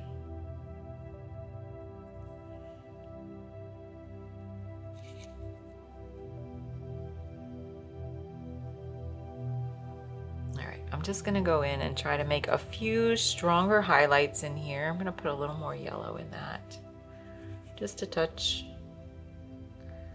So we're just gonna do a few stronger highlights, and then we're kind of gonna do the same thing that we did on the other one, which is I'm gonna turn the panel to check things, and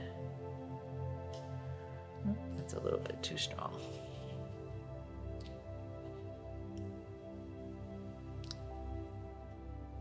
Because we always want to just be changing up our perspective, right?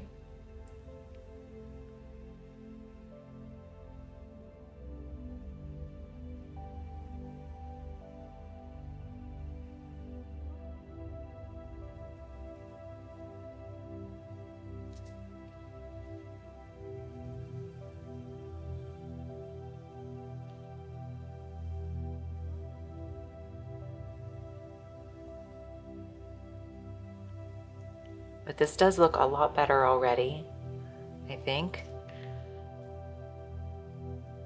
It really does go from, I don't know, looking pretty ordinary and kind of flat to taking on some new dimension.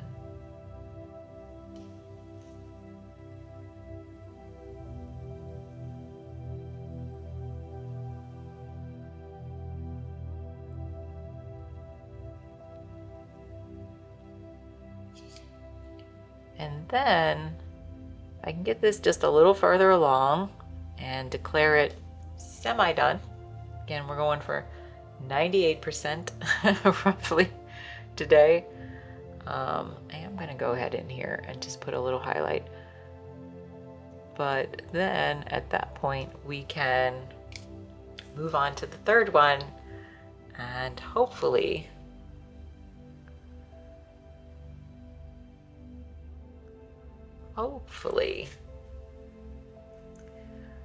be able to finish that one today too. If not, we'll get it pretty darn close. But at least the other two will be 98%.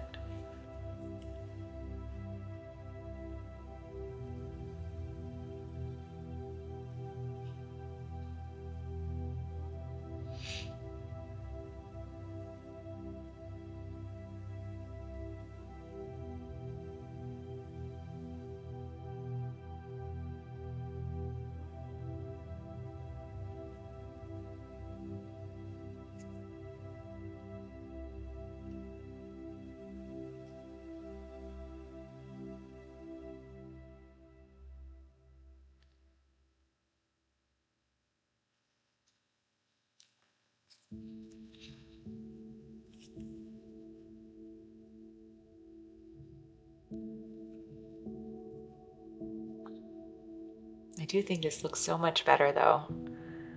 So much better.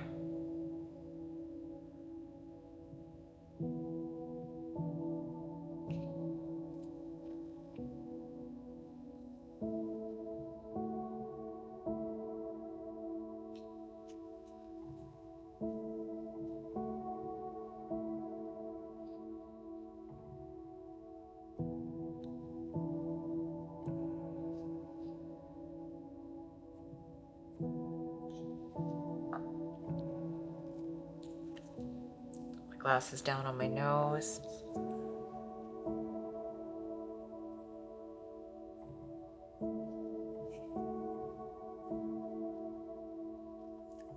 And again, I want to avoid beating the painting to death, right? Just want to get it to a point where I feel like it's that it looks good and that I can't substantially improve on it. Hey Willow, welcome back. How's your day going? Or your night? Because it's very late over there, right? Giving me a cat with sunglasses. I love it.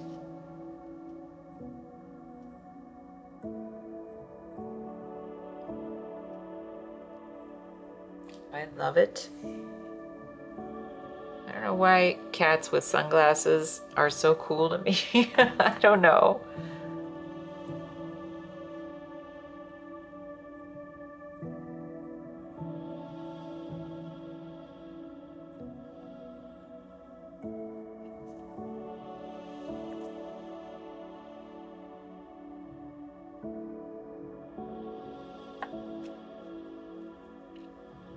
I enjoy them.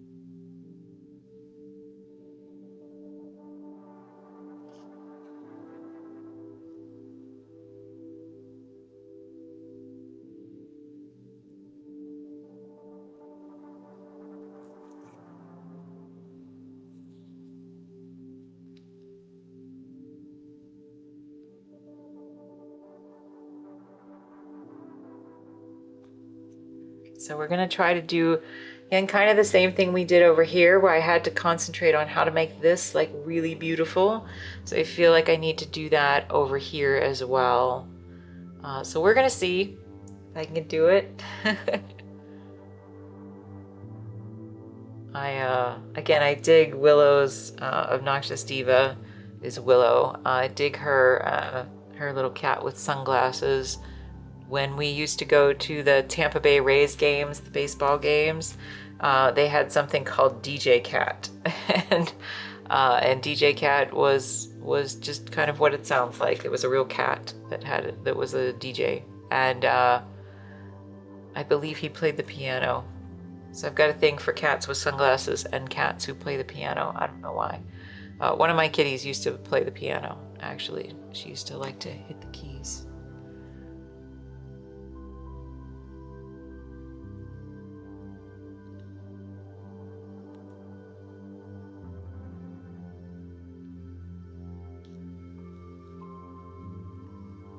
It is amazing to me what just a few little highlights starts to do for the appearance of structure in the cone.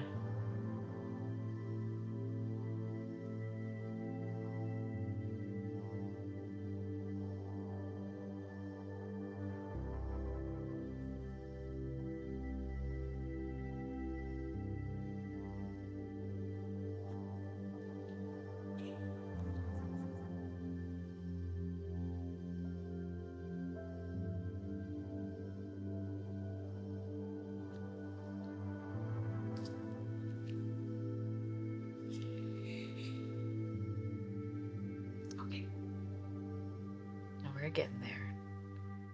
And again, I'm just going to turn it sideways in a little bit here so that we can really try to work on this section again, which I feel is just a little bit off. And I want to make it look, you know, just a little bit magical, just a little bit better. And sometimes that just requires a little bit of patience.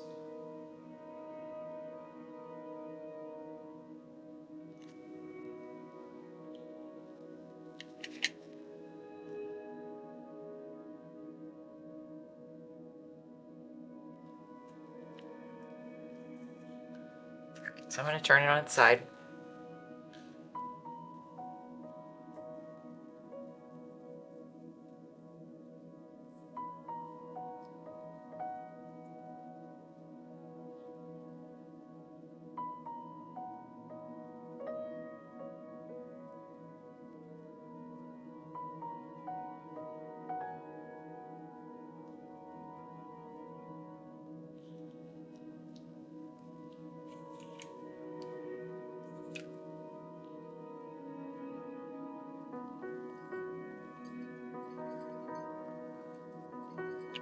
I don't know what it is about this one. Maybe it's this area right here, but I do feel like I could reach into it and just like break it open, which is nice. That means that I at least achieved some degree of success with this one.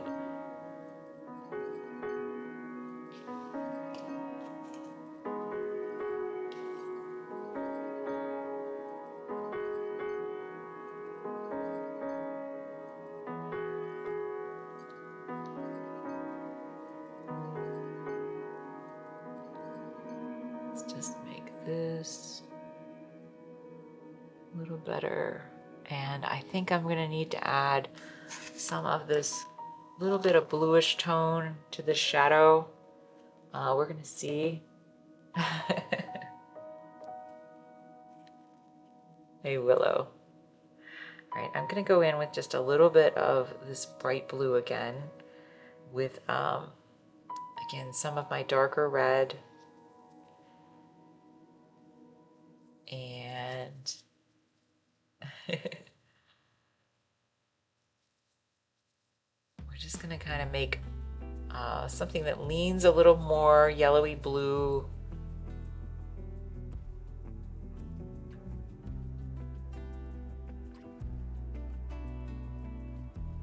And I just want to go into some of these shadows here.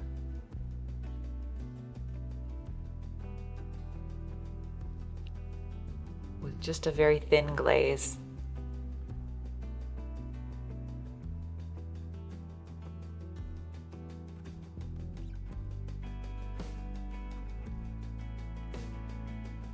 Stream feels really quiet today. Yeah, It's a quiet day.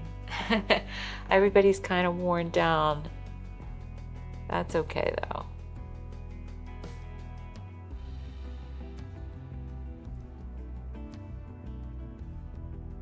Some days are like that, right?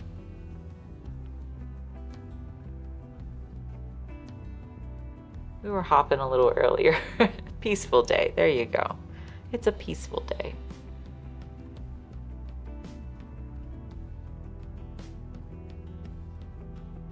That's okay. I can use a peaceful day now and then.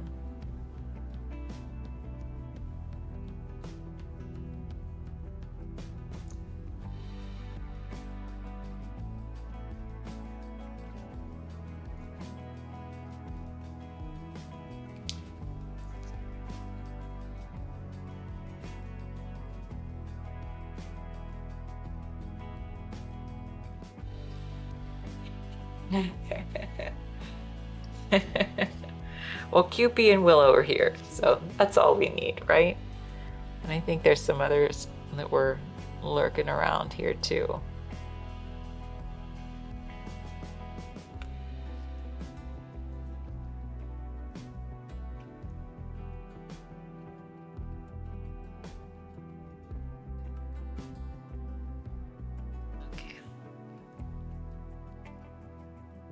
Just trying to do a light glaze over some of these shadows just to give them more of that.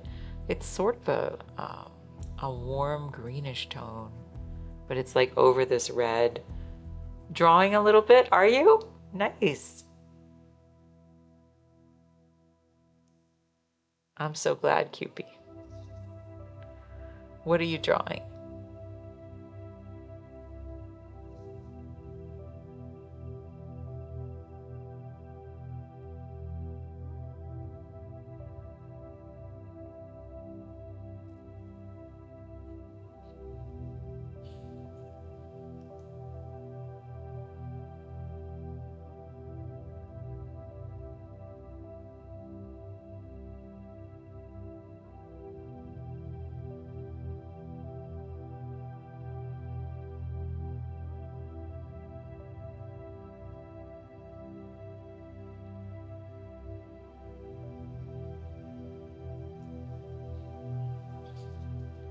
Flip this back around.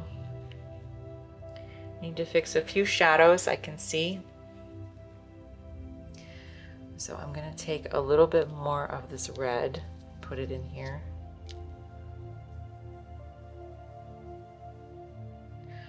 You're also working on a 3D model of your favorite anime character today. Is that right? How about that, Willow? What is your favorite anime character today, if you don't mind me asking? And keeping in mind that I know very limited number. Yeah. I know very few anime characters, but some I'm at least vaguely familiar with.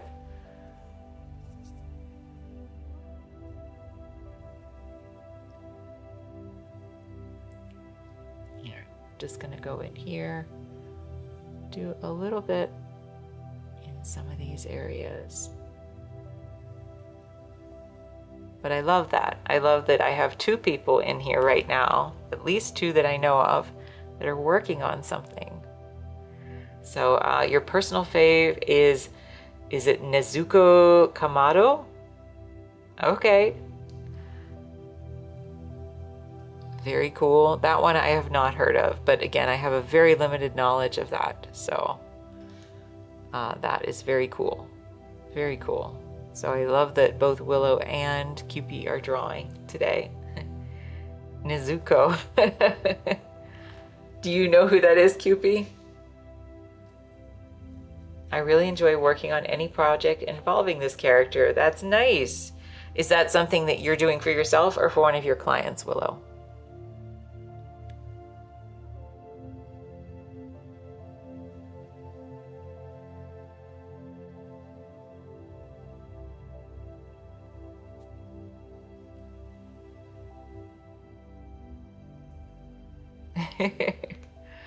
Nice.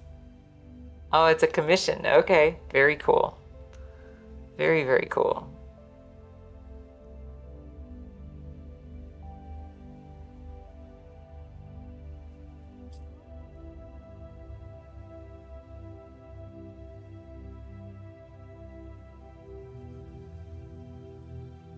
Well, I love that.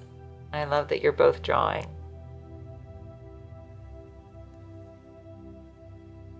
Or you're modeling, I guess. You're working on modeling for the character, but that's just working on a project. I love that.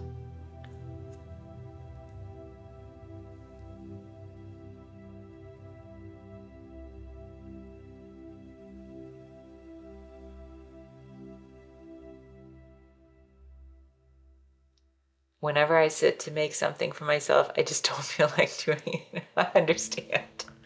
I don't ever sit to make anything for myself either. So I totally understand, Willow. And it's been a long time since I just sat and made something just for myself, something that I wanted to keep, you know.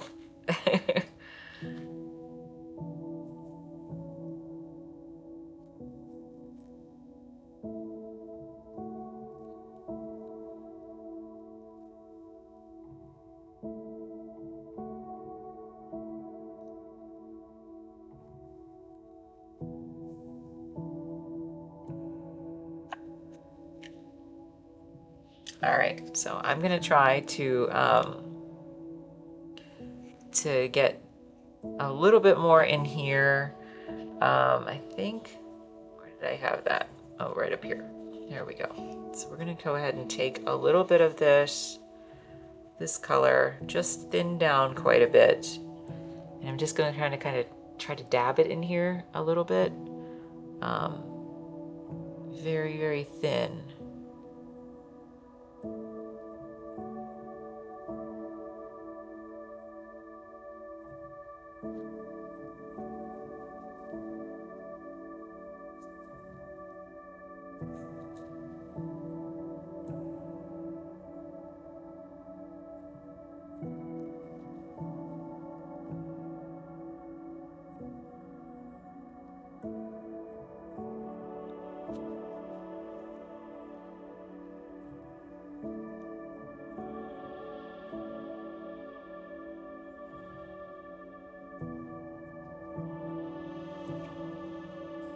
Just kind of want to give this like a little bit more of an organic type quality over here.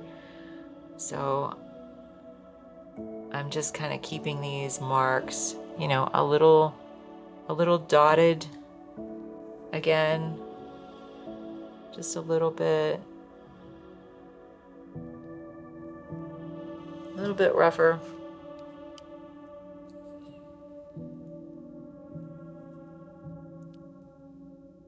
I'd really like to try to make this area over here beautiful. I'm not sure that I'm gonna have the ability to do that right now, because I'm probably gonna have to let this dry a little bit, but we got close.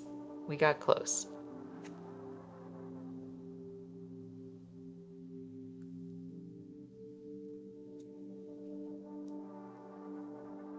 I'm just gonna flip it upside down.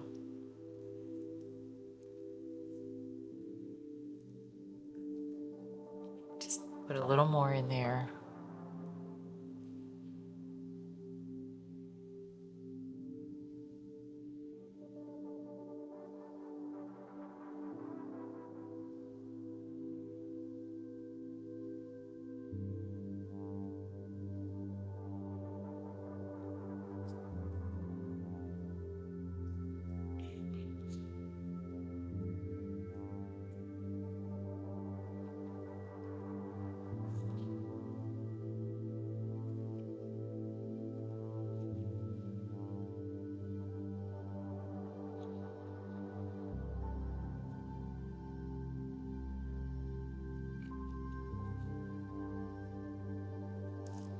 So again, I'm always a little bit too ambitious, right? I try. Sometimes I'm more efficient. But we still did quite a bit today. And we still have a little bit of time, so I'm going to try to get just a bit done on this third one.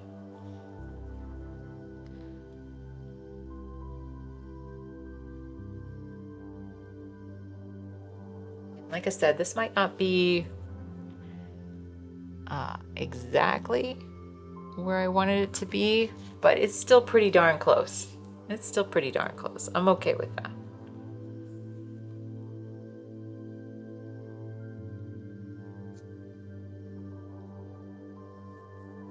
let's just flip it right side up.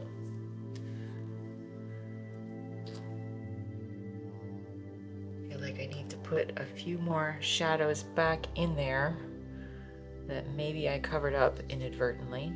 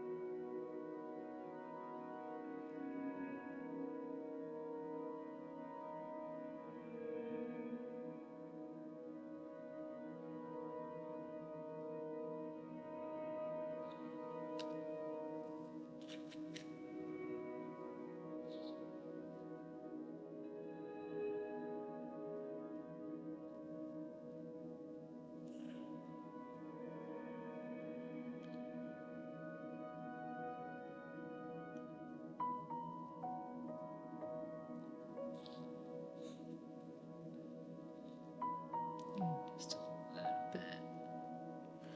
Just a few marks there. And then I think we're gonna have to just let this one dry, unfortunately. It's a very, very close though. Very, very close.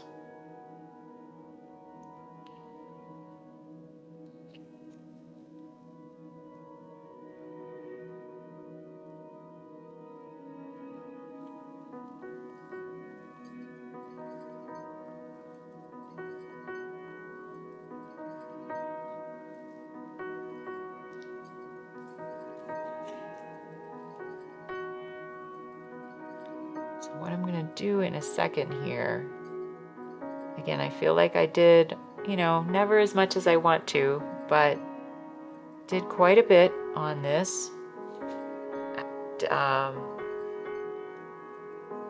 I want to sit it next to this other one and just kind of see how they measure up against each other, if I can.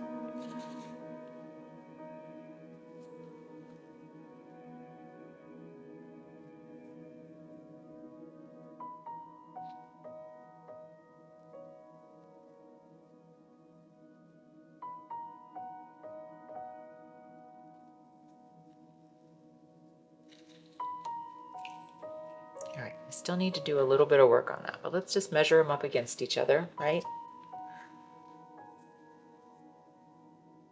I think they look pretty cute. I think they look pretty cute together. So we're going to take the last few minutes that we have and we're going to try to work on this third one. And so I'm going to set these off to the side. I'm just going to put them down here so that I don't bump them.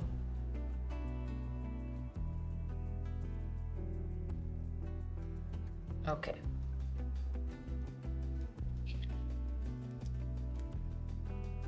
So we'll go back to the third one. My eyes are going just a little bit wonky on me, so I apologize. Sometimes that happens.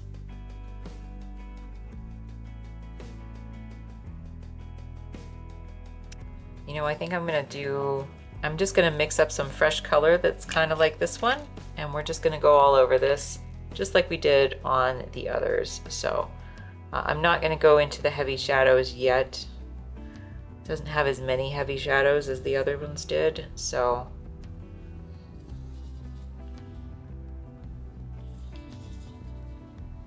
Let's just see if we can mix up just a bit of color, sort of like these ones. A little more yellow and a little touch of blue so that it's just a little bit dulled down.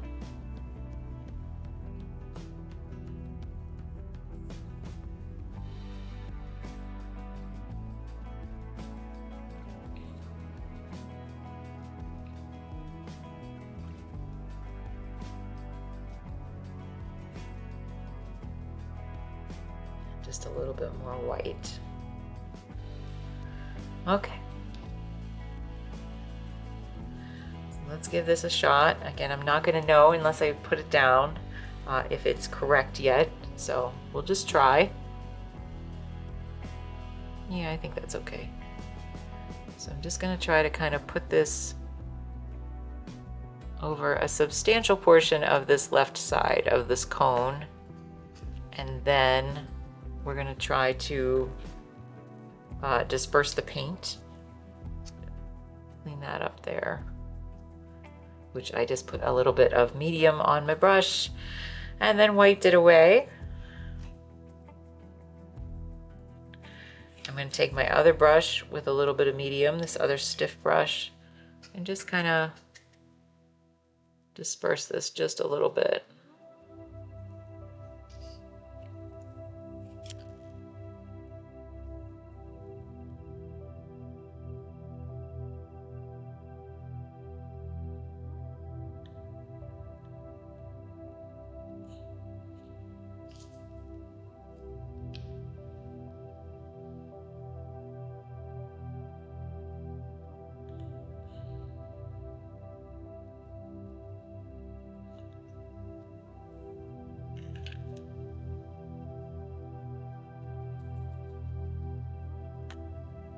So we're just trying to give this a little bit more of a convincing texture or appearance of texture, because again, it's flat.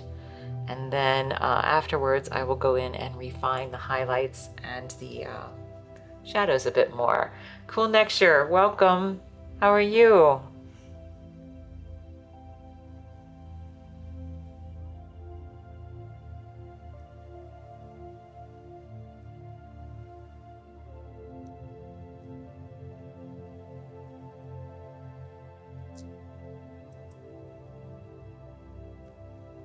Well, even though we didn't get as far as I wanted, I think we did okay for today. Go a little bit further. Just see if we can refine this just a little bit more. But really, we did a lot. We did a lot. Everyone's here now? Oh no.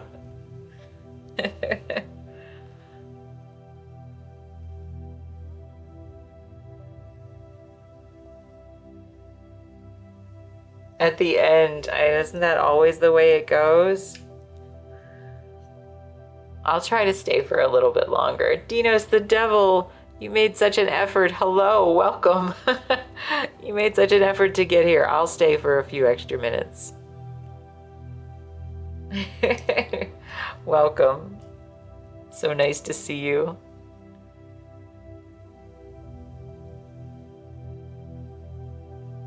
Miss Gray. Hi there, Cupie. Hey, Miss Gray.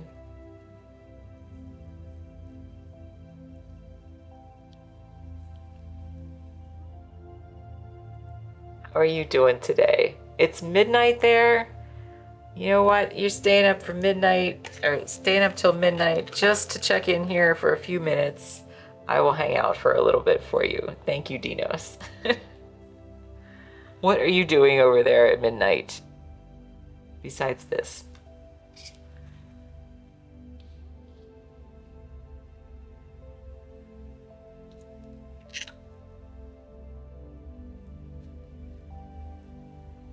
I'm going to try to go in with some shadows now. Hey, cool. Next year, you're using one of my little emojis that my husband made. My little, I think that's the cookies and cream ice cream cone. He'll be so pleased. All right, I'm going to go in and try. I think first I'm actually going to go, since I have this color here, I'm going to try to put some of the highlights in first. You're awesome. They're awesome. And you like that one. I'm so glad. Bath time with your little book and, oh, it's hot. Okay. Gotcha. Understood. Understood.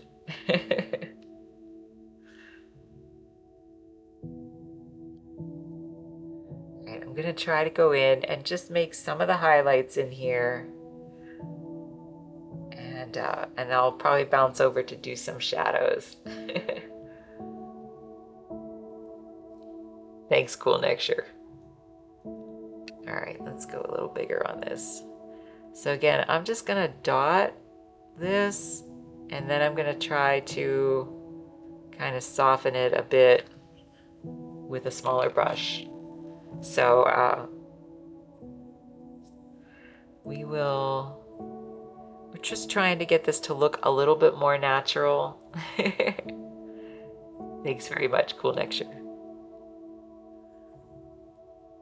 Because again, I don't want these to look like blocky strokes of paint. Well, that ice cream looks tasty. I'm so glad. Thanks there, Dinos.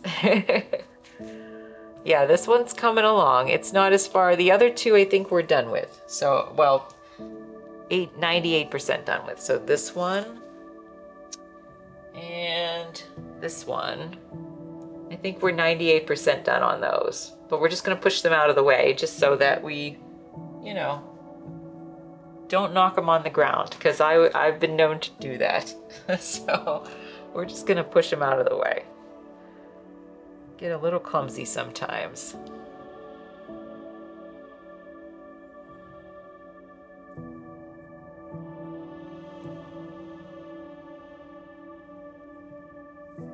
It's always impressive to see how realistic it is. Thank you so much. That means a lot to me. I appreciate it. I try. I do try. We're gonna try something different when we're done with these, hopefully tomorrow. So I have this little panel here. We're just gonna do this as a little test run. This is just a blue swoop.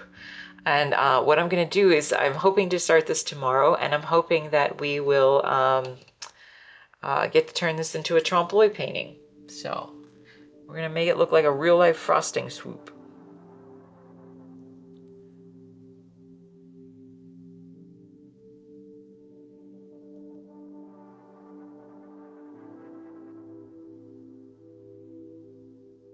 And then I have a few other projects that I am hoping to start soon.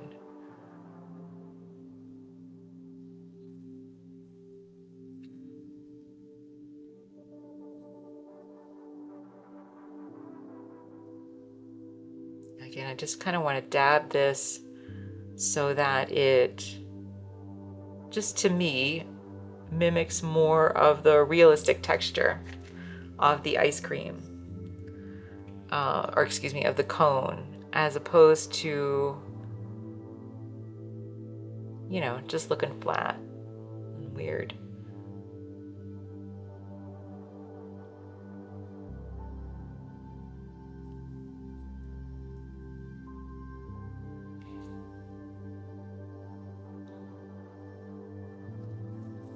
But even if I only get this 85% done today, that will still be okay with me. And like I said, the other ones are hopefully 98% done. So they're on track. They're doing pretty good. And we're gonna aim for this one to be not quite at that level, but you know, just a little bit better.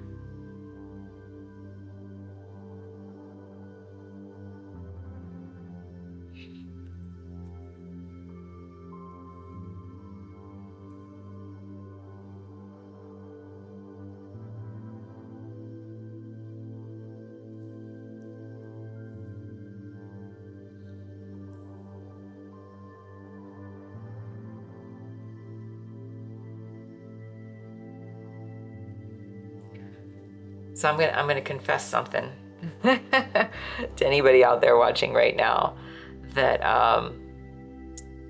I get these weird, I don't even know what you want to call them. They're not headaches really, but I get these weird vision things, and I'm having one right now, and I'm still painting through it, and it creates a kaleidoscope in my eyes, and it's not It's not there's nothing wrong with me. I'm not dying. But it creates like a rainbow kaleidoscope that starts small and gradually gets bigger. And it is very hard to see through. And yes, that's what it is, Cupie. And I am having one right now. And I am getting, yeah, I don't actually get a migraine usually with it, sometimes. But yes, that's what I've been told that it is. And it is very challenging to paint through. So, do you get those too? That's crazy. Do you know what causes them? 'Cause I don't think I've ever figured that out. But yeah, I am experiencing that right now. So it's a very weird sensation. It's a very weird sensation. I don't know how else to describe it except that everything kind of looks like a gradually enlarging kaleidoscope. And so if I stay real focused right through the middle, I can still see. But yeah, it's not fun. I really don't know why I get them. Maybe if I'm tired, I'm not really sure. But like right now, my kaleidoscope is quite large. And so it's kind of on all the peripheral of my vision.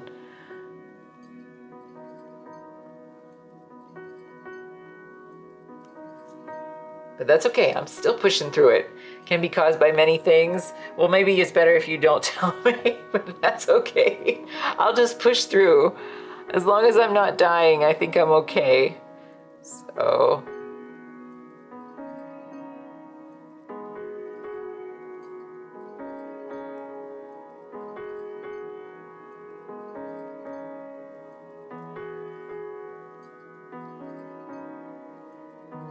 Yeah, I was thinking, all right, I just gotta keep doing it. And I'm like, you know what? If this is looking weird to anybody out there, then I probably should just say it. That that's what I'm having right now. You get pain migraines more often than a visual aura. Those always freak me out. Yeah, I would say I get one of these once every few months, maybe. So it's not very often. Just happens to be happening on a live stream right now. So there you go. While I'm painting. But anyway, we'll just push through a little bit longer and then we'll end the session for today. So I feel like I confessed and bared my soul. Go rest. Yeah, I'll stop in a few minutes. Thank you, QP. That's so funny that you know what it is though, and that you get them too. Because honestly, I've never heard of anybody else getting them except my mom occasionally gets them. And so yeah, it's hard to describe to anybody who doesn't know what it is, but it is a weird sensation.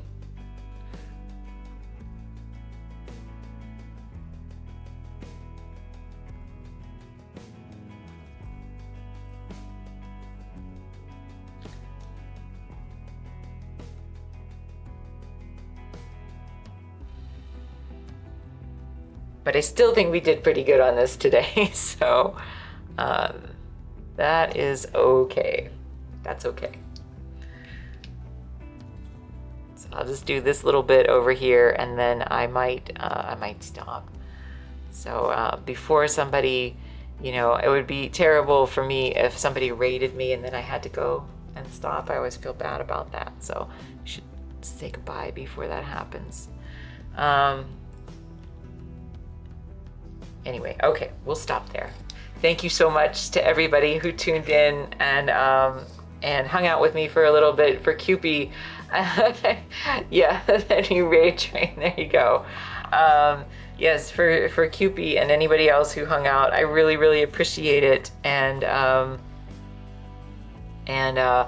will see you tomorrow, I hope. And so I don't know if I will wait to finish this up tomorrow or if I'll go ahead and finish this on my own. And then we'll hopefully get to maybe this little blue one.